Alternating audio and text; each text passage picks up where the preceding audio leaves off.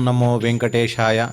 ಗುರುಗಳನ್ನು ಪ್ರಾರ್ಥನೆಯನ್ನು ಪ್ರತಿಯೊಬ್ಬರೂ ಕೂಡ ಗುರು ಪ್ರಾರ್ಥನೆಯನ್ನು ಮಾಡಲೇಬೇಕು. ಗುರು ಇಲ್ಲದೆ ಲೋಕದಲ್ಲಿ ಯಾರೂ ಕೂಡ ಇರಲಾರ. ಗುರು ತೋರಿಸಿದ ದಾರಿಯಲ್ಲಿ ನಡೆದವನಿಗೆ ಉತ್ತಮವಾಗಿರುವ ಸ್ಥಾನಗಳು ಲಭಿಸ್ತಾ ಇರುವುದನ್ನು ನಾವು ನೋಡ್ತಾ ಇದ್ದೇವೆ, ಅನುಭವಕ್ಕೆ ಸಿದ್ಧವಾಗಿದೆ. ಹಾಗಾಗಿ ನಮ್ಮ ಗುರುಗಳನ್ನು ಚಿಂತಿಸಿ ಯಾವುದೇ ಕಾರ್ಯವನ್ನು ಮಾಡಿದರೂ ಕೂಡ ಆ ಕಾರ್ಯವು ನಿರ್ವಿಘ್ನವಾಗಿ ನಡೀತದೆ ಎಂಬುದಾಗಿ ಶಾಸ್ತ್ರವಚನ. ಹಾಗಾಗಿ ನಾವೆಲ್ಲರೂ ಕೂಡ ಗುರು ಪ್ರಾರ್ಥನೆಯಿಂದ ಈ ಒಂದು ಚಿಂತನಾ ಕಾರ್ಯಕ್ರಮವನ್ನು ಪ್ರಾರಂಭಿಸೋಣ. ಸಮಾಶ್ರಯೇದ್ ಗುರುಂ ಭಕ್ತ್ಯಾ ಮಹಾವಿಶ್ವಾಸಪೂರ್ವಕಂ ನಿಕ್ಷಿಪೇತ್ ಸರ್ವಭಾರಾಂಶ್ಚ ಗುರೋ ಶ್ರೀ ಪಾದ ಪಂಕಜೇ. ಮುಂದೆ ಶ್ರೀನಿವಾಸನ ಪ್ರಾರ್ಥನೆ. ಶ್ರೀನಿವಾಸ ಕಲಿಯುಗದ ಹೆದ್ದೈವ. ಭಕ್ತರು ಬೇಡಿದ ಅಭೀಷ್ಟಗಳನ್ನು ಅತಿ ಬೇಗ ಕೊಡುವಂಥವನು. ಹಾಗಾಗಿ ಭಗವಂತನ ದೇಹ ನಮ್ಮಂತೆ ಕೀವು, ರಕ್ತ, ಮೂಳೆ, ಮಾಂಸಗಳಿಂದ ರಚಿತವಾದದ್ದಲ್ಲ. ಅವನ ದೇಹ ಆನಂದ ಜ್ಞಾನದಿಂದ ಕೂಡಿದ್ದು ಎಂಬುದನ್ನು ನಾವೆಲ್ಲರೂ ಕೂಡ ಅವನ ರೂಪವನ್ನು ಚಿಂತಿಸಬೇಕು. ಹಾಗಾಗಿ ಶ್ರೀನಿವಾಸನ ಪ್ರಾರ್ಥನೆಯನ್ನು ಸೇರಿ ಮಾಡೋಣ. ಆನಂದ ಜ್ಞಾನದಂ ವಿಷ್ಣುಂ ಆನಂದಮಯ ನಾಮಕಂ ಆನಂದೇನ ದದರ್ಶಾಥ ಆನಂದ ನಿಲಯಾಲಯೇ. ಮುಂದೆ ಸಂಕಲ್ಪ. ಯಾವುದೇ ಕಾರ್ಯವನ್ನು ಮಾಡುವಾಗಲೂ ಮೊದಲು ನಾವು ಇಚ್ಛೆ ಪಡಬೇಕು. ಇಚ್ಛತಿ ಯತತೆ, ತದನಂತರ ಅವನು ಕಾರ್ಯವನ್ನು ಮುಂದೆ ಮಾಡ್ತಾನೆ ಅಂತ ಇರುವಂಥದ್ದು. ಮೊದಲು ಇಚ್ಛೆ ಬರಬೇಕು. ಇಚ್ಛೆ ಬಂದ ಮೇಲೆ ಪ್ರಯತ್ನ ಬಂದ ಮೇಲೆ ಅವನು ಕಾರ್ಯವನ್ನು ಮಾಡಲಿಕ್ಕೆ ತೊಡಗ್ತಾನೆ ಅಂತ.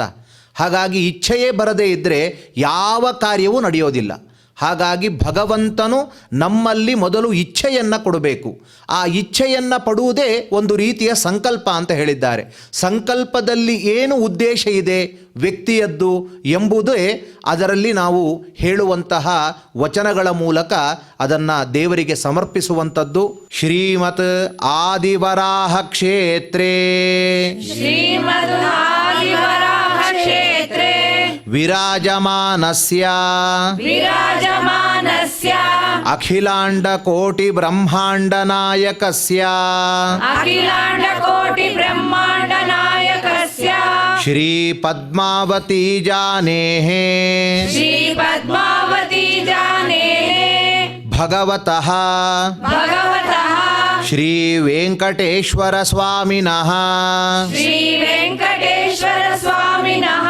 ಕೃಪಾಬಲೇನ ಜಗದ್ಗುರೋಃ ಶ್ರೀ ಗೋಪಾಲಕೃಷ್ಣ ಅನುಗ್ರಹೇಣ ಅಸ್ಮಾಕಂ ಸರ್ವೇಷಾಂ ಶರೀರಸ್ಯ ಮನಸಶ್ಚ ಬಲಸಿದ್ಧ್ಯರ್ಥಂ ಸಮಸ್ತಾನಾಂ ಆಧಿವ್ಯಾಧೀನಾಂ ನಿವಾರಣಾರ್ಥಂ ಸರ್ವಯಜ್ಞ ಫಲಪ್ರಾಪ್ತ್ಯರ್ಥಂ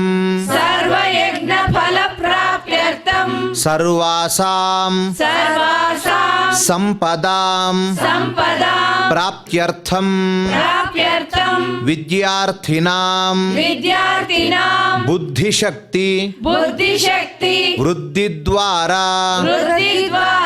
ಪರೀಕ್ಷಾಸು ಉತ್ತೀರ್ಣತಾ ಸಿದ್ಧ್ಯರ್ಥಂ ಅಧಿಕಾರಿಣಾಂ ಸ್ವಸ್ವ ವಿಧಿ ನಿರ್ವಹಣ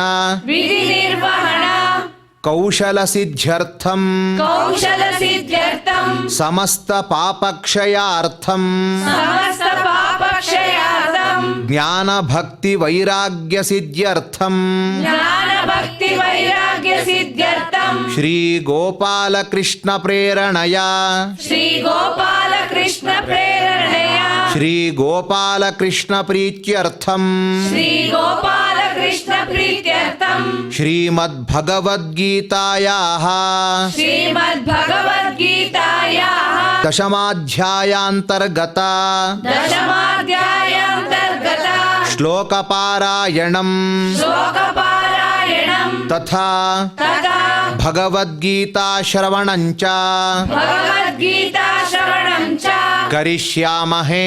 ಕರಿಷ್ಯಾಮಹೇ. ಶ್ರೀಕೃಷ್ಣನು ಕಲಿಯುಗದ ದೇವತೆ, ಎಲ್ಲ ದುಷ್ಟರಾದ ಕಂಸಾದಿಗಳನ್ನು ಸಂಹಾರ ಮಾಡಿ ಸಮಸ್ತವಾಗಿರುವ ಸಜ್ಜನರ ಸಮೂಹಕ್ಕೆ ಆನಂದನಿತ್ತವನು. ಅವನ ಉಪಕಾರವನ್ನು ನಾವು ಸ್ಮರಣೆ ಮಾಡಲೇಬೇಕು. ಹಾಗಾಗಿ ಈ ಒಂದು ಚಿಂತನೆಯ ಪ್ರಾರಂಭದಲ್ಲಿ ಶ್ರೀಕೃಷ್ಣ ಪ್ರಾರ್ಥನೆಯನ್ನು ಸೇರಿ ಮಾಡೋಣ. ಕಂಸಾಂತಕಂ ಶಂಸನೀಯಂ ಕಂಸಾಂತಕಂ ಶಂಸನೀಯಂ ಸಂಶಾಂತಿಂ ಸಂಸ್ಕೃತಿಚ್ಛಿದಂ ಸಂಶಾಂತಿಂ ಸಂಸ್ಕೃತಿಚ್ಛಿದಂ ಸಂಶಯಚ್ಛೇದಿ ಸಂಸಿದ್ಧಂ ಸಂಶಯಚ್ಛೇದಿ ಸಂಸಿದ್ಧಂ ಶ್ರೀನಿವಾಸಂ ಭಜೆ ನಿಶಂ. ಶ್ರೀನಿವಾಸಂ ಭಜೆ ನಿಶಂ. ಶ್ರೀಮದ್ ಭಗವದ್ಗೀತೆಯ ಚಿಂತನೆಯನ್ನು ಪಾರಾಯಣವನ್ನು ಮಾಡುವ ನಾವುಗಳು ಭಗವದ್ಗೀತೆಯೇ ಮೂರ್ತಿವೆತ್ತಾಗಿ ಇರುವಂಥವನು ಕೃಷ್ಣದೇವ. ಹಾಗಾಗಿ ಅಂತಹ ಭಗವದ್ಗೀತೆಯ ರೂಪದಲ್ಲಿರುವಂತಹ ಕೃಷ್ಣನನ್ನು ಪ್ರಾರ್ಥಿಸಿ ಇನ್ನು ಗ್ರಂಥ ರೂಪದಲ್ಲಿರುವಂತಹ ಭಗವದ್ಗೀತೆಯ ಪ್ರಾರ್ಥನೆಯು ಅತ್ಯಂತ ಅವಶ್ಯಕ. ಹಾಗಾಗಿ ಭಗವದ್ಗೀತೆಯ ಪ್ರಾರ್ಥನೆಯನ್ನು ಮಾಡೋಣ. ಶಾಸ್ತ್ರೇಷು ಭಾರತಂ ಸಾರಂ ಶಾಸ್ತ್ರೇಷು ಭಾರತಂ ಸಾರಂ ತತ್ರ ನಾಮ ಸಹಸ್ರಕಂ ತತ್ರ ನಾಮ ಸಹಸ್ರಕಂ ವೈಷ್ಣವಂ ಕೃಷ್ಣ ಗೀತಾ ಚ ವೈಷ್ಣವಂ ಕೃಷ್ಣ ಗೀತಾ ಚ ತಜ್ಞಾನಾತ್ ಮುಚ್ಯತೇಂಜಸಾ. ತಜ್ಞಾನಾತ್ ಮುಚ್ಯತೇಂಜಸಾ. ಮುಂದೆ ವೇದವ್ಯಾಸರ ಪ್ರಾರ್ಥನೆ. ವೇದವ್ಯಾಸ ದೇವರು ಮಾಡಿದ ಉಪಕಾರ ಅಷ್ಟಿಷ್ಟಲ್ಲ, ಸಮಸ್ತ ಭಕ್ತವೃಂದಕ್ಕೆ, ಸಜ್ಜನರ ವೃಂದಕ್ಕೆ, ಸಮೂಹಕ್ಕೆ ಇಡೀ ಪುರಾಣವನ್ನು ರಚಿಸಿ ಎಲ್ಲಿ ಎಲ್ಲಿ ಏನೇನು ಇದೆಯೋ ಅಂತಹ ವೇದಾದಿಗಳಿಂದೆಲ್ಲ ಕ್ರೋಢೀಕರಿಸಿ ವೇದವನ್ನು ಓದಿಕೊಂಡು ಅರ್ಥ ಮಾಡುವ ಸಾಮರ್ಥ್ಯ ನಮಗಿಲ್ಲ. ಅಂತಹ ಅಜ್ಞಾನಿಗಳಾದ ನಮ್ಮ ಮೇಲೆ ಕಾರುಣ್ಯವನ್ನು ತೋರುವ ವೇದವ್ಯಾಸ ದೇವರು ನಮಗೆಲ್ಲ ಈ ತರಹದ ಭಗವದ್ಗೀತೆ, ಮಹಾಭಾರತಾದಿಗಳನ್ನು ನೀಡಿದ್ದಾರೆ. ಅವರ ಪ್ರಾರ್ಥನೆ ಅತ್ಯಂತ ಅಗತ್ಯವಾಗಿದೆ. ಹಾಗಾಗಿ ವ್ಯಾಸರ ಪ್ರಾರ್ಥನೆಯನ್ನು ಮಾಡೋಣ. ವೇದವ್ಯಾಸ ಗುಣಾವಾಸ ವೇದವ್ಯಾಸ ಗುಣಾವಾಸ ವಿದ್ಯಾಧೀಶ ಸತಾಂ ವಶ ವಿದ್ಯಾಧೀಶ ಸದಾಂ ವಶ ಮಾಂ ನಿರಾಶಂ ಗತಕ್ಲೇಶಂ ಮಾಂ ನಿರಾಶಂ ಗತಕ್ಲೇಶಂ ಕುರ್ವ ನಾಶಂ ಹರೇ ನಿಶಂ. ಕುರ್ವನಾಶಂ ಹರೇ ನಿಶಂ. ಈ ದಶಮಾಧ್ಯಾಯದ ಚಿಂತನೆಯನ್ನು ಮಾಡಲಿಕ್ಕಾಗಿ ಪೂಜ್ಯ ಆಚಾರ್ಯರು ಆಗಮಿಸಿದ್ದಾರೆ. ಇದರ ಪಾರಾಯಣ ಮಾತ್ರ ಅಲ್ಲದೆ ಪಾರಾಯಣ ಮಾಡುವಾಗ ಎಲ್ಲ ಭಕ್ತರಿಗೂ ಕೂಡ ಕೃಷ್ಣನು ಏನನ್ನು ಇಲ್ಲಿ ಹೇಳ್ತಾ ಇದ್ದಾನೆ ಎಂಬುವ ಅರ್ಥಚಿಂತನೆಯೂ ನಮಗೆ ಬೇಕಾಗಿದೆ. ಹಾಗಾಗಿ ಹಿಂದಿನ ಸಂಚಿಕೆಯಲ್ಲಿ ಬಹಳ ಅರ್ಥಗರ್ಭಿತವಾಗಿರುವ ಮಾತುಗಳನ್ನು ನಾವು ಕೃಷ್ಣನ ಮಾತಿನಲ್ಲಿ ಕೇಳಿದ್ದೇವೆ. ಇನ್ನೂ 10 ಹಲವು ಅತ್ಯಂತ ರತ್ನಗಳು ಇದರಲ್ಲಿ ಹೊಕ್ಕಿದೆ. ಆ ರತ್ನವನ್ನು ನಮಗೆ ನೋಡುವಂತಹ ಶಕ್ತಿ ಇಲ್ಲ. ಯಾಕೆ ಅಂದರೆ ರತ್ನದ ಮೇಲೆ ಸ್ವಲ್ಪ ಕೆಸರಂಟಿದೆ. ಹಾಗಾಗಿ ಆ ಒಂದು ಕೆಸರನ್ನು ತೊಳೆದು ತಮ್ಮ ಸರಳವಾದ ಮಾತುಗಳಿಂದ ನಮಗೆ ಕೃಷ್ಣನ ಭಾವವನ್ನು ಅರ್ಥ ಮಾಡಿಸ್ಕೊಳ್ತಾ ಇದ್ದಾರೆ ಆಚಾರ್ಯರು. ಅಂಥವರು ಮುಂದೆ ಚಿಂತನೆಯನ್ನು ನಡೆಸ್ಕೊಡ್ತಾ ಇದ್ದಾರೆ. ನಾವೆಲ್ಲರೂ ಕೂಡ ಅದನ್ನು ಕೇಳಿ ಕೃತಾರ್ಥರಾಗೋಣ. ಶ್ರೀಲಕ್ಷ್ಮೀ ವೆಂಕಟೇಶಾಯ ನಮಃ. ಶ್ರೀಕೃಷ್ಣ ಪರಮಾತ್ಮ ಅರ್ಜುನನನ್ನು ನಿಮಿತ್ತವಾಗಿಟ್ಟುಕೊಂಡು ಸಾಧಕರಿಗೆಲ್ಲ ತನ್ನ ವಿಭೂತಿ ರೂಪದ ಮಹಿಮೆಯನ್ನು, ವಿಭೂತಿ ರೂಪದ ಪರಿಚಯವನ್ನು, ವರ್ಣನೆಯನ್ನು ಭಗವಂತ ಮಾಡ್ತಾ ಇದ್ದಾನೆ. 24ನೇ ಶ್ಲೋಕ 10ನೇ ಅಧ್ಯಾಯದಲ್ಲಿ ಭಗವಂತನ ಬೃಹಸ್ಪತಿ ಎಂಬತಕ್ಕಂತಹ ವಿಭೂತಿ ರೂಪದ ಬಗ್ಗೆ ಮನನ ಮಾಡ್ತಾ ಇದ್ದೆವು. ದೇವಗುರುಗಳಾದಂತಹ ಬೃಹಸ್ಪತ್ಯಾಚಾರ್ಯರಲ್ಲಿ ಭಗವಂತ ವಿಭೂತಿ ರೂಪದಿಂದ ಸನ್ನಿಹಿತನಾಗಿದ್ದಾನೆ. ದೇವಗುರುಗಳಾದ ಬೃಹಸ್ಪತ್ಯಾಚಾರ್ಯರಲ್ಲಿ ಸನ್ನಿಹಿತನಾದಂತಹ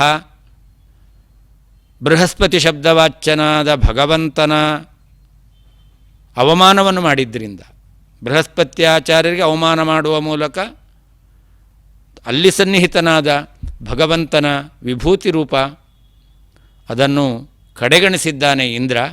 ಆದ್ದರಿಂದ ಅವನು ತ್ರೈಲೋಕ್ಯಾಧಿಪತ್ಯವನ್ನು ಕಳ್ಕೊಳ್ಬೇಕಾದಂತಹ ಪ್ರಸಂಗ ಬಂತು ಎಂಬತಕ್ಕಂಥದ್ದನ್ನು ಹಿಂದೆ ಮನನ ಮಾಡಿದ್ದೆವು.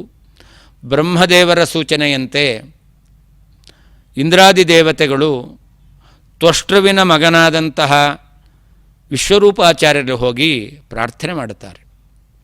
ನೀವು ನಮ್ಮ ಪೌರೋಹಿತ್ಯದಲ್ಲಿ ಇದ್ದುಕೊಂಡು ನಮ್ಮಿಂದ ಸತ್ಕರ್ಮವನ್ನು ಮಾಡಿಸಿ ನಮಗೆ ಮಾರ್ಗದರ್ಶನವನ್ನು ಮಾಡಿ ಪುನಃ ನಮಗೆ ರಾಜ್ಯ ಸಿಗುವಂತೆ ಅನುಗ್ರಹಿಸಬೇಕು ಅಂತ. ಈ ಸಂದರ್ಭದಲ್ಲಿ ವಿಶ್ವರೂಪಾಚಾರ್ಯ ಒಂದು ಮಾತು ಹೇಳ್ತಾರೆ, ವಿಗರ್ಹಿತಂ ಧರ್ಮಶೀಲೈ ಬ್ರಹ್ಮವರ್ಚ ಉಪವ್ಯಯಂ ಅಂತ. ಪೌರೋಹಿತ್ಯದ ಬಗ್ಗೆ ನಾವು ನೋಡಿದೆವು. ಸಂವರ್ಣ ಎಂಬತಕ್ಕಂತಹ ವೃಕ್ಷ ಎಂಬತಕ್ಕಂತಹ ರಾಜನ ಮಗ ತಪತಿಯನ್ನು ವಸಿಷ್ಠರ ನೇತೃತ್ವದಲ್ಲಿ ಅವನು ಪಡೆದ. ಹಾಗಾದರೆ ಕ್ಷತ್ರಿಯರಿಗೆ ಬ್ರಾಹ್ಮಣರ ಅನುಗ್ರಹ ಎಂಬತಕ್ಕಂಥದ್ದು ಬೇಕು. ಹಿಂದೆ ಸೂಕ್ಷ್ಮವಾಗಿ ಮನನ ಮಾಡಿದ್ದೆವು.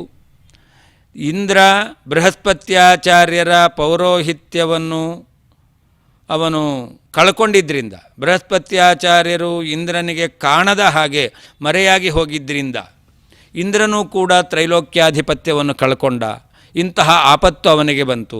ಬ್ರಹ್ಮದೇವರ ಸೂಚನೆಯಂತೆ ವಿಶ್ವರೂಪಾಚಾರ್ಯರನ್ನು ಆ ಪುರೋಹಿತರ ಸ್ಥಾನದಲ್ಲಿ ನೇಮಕ ಮಾಡಿಕೊಂಡು ಬ್ರಹ್ಮದೇವರ ಸೂಚನೆಯಂತೆ ಅವರು ಸಿದ್ಧಿಯನ್ನು ಪಡೆದರು, ತ್ರೈಲೋಕ್ಯಾಧಿಪತ್ಯವನ್ನು ಪಡೆದರು ಅಂತ.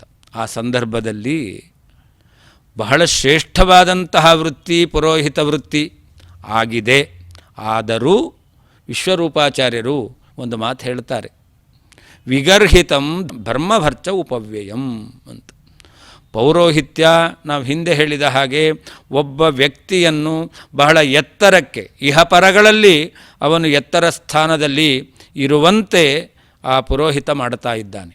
ಆದರೆ ಪುರೋಹಿತ ಏನಾದರೂ ಸ್ವಲ್ಪ ದಾರಿ ತಪ್ಪಿದ್ದಾನೆ ಅಂತಾದರೆ ಬ್ರಹ್ಮವರ್ಚ ಉಪವ್ಯಯಂ. ಅವನು ಇಷ್ಟು ದಿನಗಳ ಕಾಲ ತನ್ನ ಸಾಧನೆಯ ಮೂಲಕ ಏನು ಬ್ರಹ್ಮವರ್ಚಸ್ಸನ್ನು, ವಿಶಿಷ್ಟವಾಗಿರ್ತಕ್ಕಂಥ ತೇಜಸ್ಸನ್ನು, ಶಕ್ತಿಯನ್ನು, ಸಾಮರ್ಥ್ಯವನ್ನು, ಮಂತ್ರಸಿದ್ಧಿಯನ್ನು ಪಡೆದಿದ್ದಾನೆ, ಅದನ್ನು ಕಳ್ಕೊಳ್ಬೇಕಾಗುತ್ತೆ ಅಂತ. ಅದನ್ನು ವಿಶ್ವರೂಪಾಚಾರ್ಯರು ಬಹಳ ಚೆನ್ನಾಗಿ ಹೇಳ್ತಾರೆ. ವಿಗರ್ಹಿತಂ ಧರ್ಮಶೀಲೈ, ಧರ್ಮವನ್ನು ತಿಳಿದವರು ಪೌರೋಹಿತ್ಯ ವೃತ್ತಿಯನ್ನು ಎಷ್ಟು ಶ್ಲಾಘನೆ ಮಾಡ್ತಾರೋ ಅದೇ ರೀತಿಯಲ್ಲಿ ಪೌರೋಹಿತ್ಯ ವೃತ್ತಿಯನ್ನು ಅವರು ನಿಂದನೆಯನ್ನೂ ಮಾಡ್ತಾರೆ ಅಂತ. ಕಾರಣ ಏನು? ಒಂದು ವೇಳೆ ಪುರೋಹಿತ ವೃತ್ತಿಯನ್ನು ಮಾಡತಕ್ಕಂತಹ ವ್ಯಕ್ತಿ ಯಾವುದೋ ಆಸೆಗೆ ಒಳಗಾಗಿ ಅವನೇನಾದರೂ ತಾನು ಮಾಡಬೇಕಾದಂತಹ ಕರ್ತವ್ಯದಲ್ಲಿ ಲೋಪದೋಷಗಳನ್ನು ಮಾಡಿದ್ದಾನೆ ಅಂತಾದರೆ, ಅವನು ಮಾಡಿಸಿದಂತಹ ಯಜ್ಞಯಾಗಾದಿ ಸತ್ಕರ್ಮಗಳಲ್ಲಿ ಮಂತ್ರಲೋಪ, ತಂತ್ರಲೋಪ, ಕ್ರಿಯಾಲೋಪಗಳು ಇದೆ ಅಂತಾದರೆ ಅದು ಯಜಮಾನನನ್ನು ಬಾಧಿಸೋದಿಲ್ಲ. ಯಜಮಾನನ ಮೂಲಕ ಕರ್ಮವನ್ನು ಮಾಡಿಸಿದ ಪುರೋಹಿತನನ್ನು ಬಾಧಿಸುತ್ತಂತೆ. ಯಜಮಾನನಿಗೆ ಗೊತ್ತಿಲ್ಲ, ಪುರೋಹಿತರು ಯಾವ ರೀತಿಯಲ್ಲಿ ಹೇಳ್ತಾರೋ ಆ ರೀತಿಯಲ್ಲಿ ಯಜಮಾನ ಕರ್ಮವನ್ನು ಮಾಡುತ್ತಾನೆ. ಆದರೆ ಪುರೋಹಿತ ತನಗೆ ಹಣ ಬಂದರೆ ಸಾಕು, ಅಂದರೆ ಸಮಯ ಸ್ವಲ್ಪ ಕಡಿಮೆ ಆದರೆ ಆವಾಗ 2 ಕಡೆಯಲ್ಲಿ ಅಥವಾ 3 ಕಡೆಯಲ್ಲಿ ನಾನು ಪೌರೋಹಿತ್ಯದ ಮೂಲಕ ಹಣ ಸಂಪಾದನೆ ಮಾಡಬಹುದು ಎಂಬುದಾಗಿ ಸ್ವಲ್ಪ ಏನಾದರೂ ಅವನು ಮಂತ್ರಗಳನ್ನು ಲೋಪ ಮಾಡಿದ್ದಾನೆ, ತಂತ್ರಗಳಲ್ಲಿ ಲೋಪವನ್ನು ಮಾಡಿದ್ದಾನೆ, ಅಥವಾ ಗಡಿಬಿಡಿಯಿಂದ ಮಾಡಬೇಕಾದಂತಹ ಕೆಲವು ಕರ್ತವ್ಯಗಳನ್ನು ಅವನು ಹಾರಿಸಿಬಿಟ್ಟಿದ್ದಾನೆ. ವಿಸ್ಮರಣೆ ಇದ್ದರೂ ಕೂಡ ಸ್ಮರಣೆಗೆ ತಂದುಕೊಂಡು ಪುನಃ ಕರ್ಮವನ್ನು ಮುಂದುವರಿಸುವಂತಹ ಕೆಲಸವನ್ನು ಮಾಡಲಿಲ್ಲ ಅಂತಾದರೆ ಆವಾಗ ತಾನು ಮಾಡಿಸಿದಂತಹ ಕರ್ಮದಿಂದ ಇಷ್ಟು ದಿನಗಳ ಕಾಲ ತಾನೇನು ಅನುಷ್ಠಾನಗಳ ಮೂಲಕ ಪುಣ್ಯವನ್ನು ಸಂಪಾದನೆ ಮಾಡಿದ್ದಾನೆ, ಅದೆಲ್ಲವೂ ಹ್ರಾಸವಾಗಿ ಹೋಗುತ್ತೆ ಅಂತ ಧರ್ಮಶಾಸ್ತ್ರವು ಅದಕ್ಕೊಂದು ಉದಾಹರಣೆಯನ್ನು ಕೊಡುತ್ತೆ. ಮಡಿಕೆಯಲ್ಲಿ ನೀರು ಹಾಕಿಡ್ತೇವೆ, ಆದರೆ ಹಸಿಯಾದ ಮಡಿಕೆಯಲ್ಲಿ ಮಡಿಕೆ ಮಾಡಿದ್ದಾನೆ, ಅದನ್ನು ಬೆಂಕಿಯಲ್ಲಿ ಸುಡಲಿಲ್ಲ ಅಂತಾದರೆ ಮಡಿಕೆಯಲ್ಲಿ ನೀರು ಹಾಕಿಟ್ರೆ ಅದು ಸೋರಿ ಹೋಗುತ್ತೆ. ಹಾಗೆಯೇ ಯಾವ ಪುರೋಹಿತ ಅವನು ಧನದ ಆಸೆಯಿಂದ ಕರ್ತವ್ಯದಲ್ಲಿ ಲೋಪದೋಷವನ್ನು ಎಸಗುತ್ತಾ ಇದ್ದಾನೋ ಅವನ ಪುಣ್ಯವೂ ಕೂಡ ಅದು ಹಸಿಯಾದ ಮಡಿಕೆಯಲ್ಲಿ ಹಾಕಿದ ನೀರಿನಂತೆ ಸೋರಿ ಹೋಗುತ್ತೆ. ಇವನಿಗೇನೋ ಹಣ ಬಂದಿರಬಹುದು, ಆದರೆ ಹಣದ ಜೊತೆಯಲ್ಲಿ ಪುಣ್ಯ ಬರಬೇಕಾಗಿತ್ತು, ಪುಣ್ಯ ಬರಲಿಲ್ಲ. ಯಜಮಾನನಲ್ಲಿದ್ದಂಥ ಪಾಪಗಳೆಲ್ಲ ಅವನಿಗೇನು ತಿಳಿದಿಲ್ಲ, ತಿಳಿದವನು ಸರಿಯಾಗಿ ಮಾಡಿಸಬೇಕಾಗಿತ್ತು, ಇವನು ಮಾಡಿಸಿಲ್ಲ.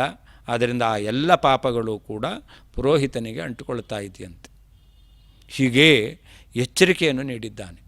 ಹಾಗಾದರೆ ಪೌರೋಹಿತ್ಯ ಎಂಬತಕ್ಕಂಥದ್ದು ಅದು ಎಷ್ಟು ಉತ್ತಮವಾದಂತಹ ಕೆಲಸವೋ, ಆದರೆ ಆ ಪೌರೋಹಿತ್ಯದಲ್ಲಿ ಸ್ವಲ್ಪ ಏನಾದರೂ ನಾವು ಆಸೆಯ ಆಮಿಷಗಳಿಗೆ ಒಳಗಾಗಿ ಲೋಪದೋಷಗಳನ್ನು ನಾವು ಮಾಡ್ತೇವೆ ಅಂತಂದರೆ ಅದು ನಮಗೆ ಅಷ್ಟೇ ಬಾಧಕವಾಗುತ್ತೆ ಅಂತ ಶಾಸ್ತ್ರ ಎಚ್ಚರಿಕೆಯನ್ನು ಕೊಟ್ಟಿದೆ. ಇದನ್ನು ನಾವು ಸರಿಯಾಗಿ ಗಮನದಲ್ಲಿಟ್ಕೊಳ್ಬೇಕು.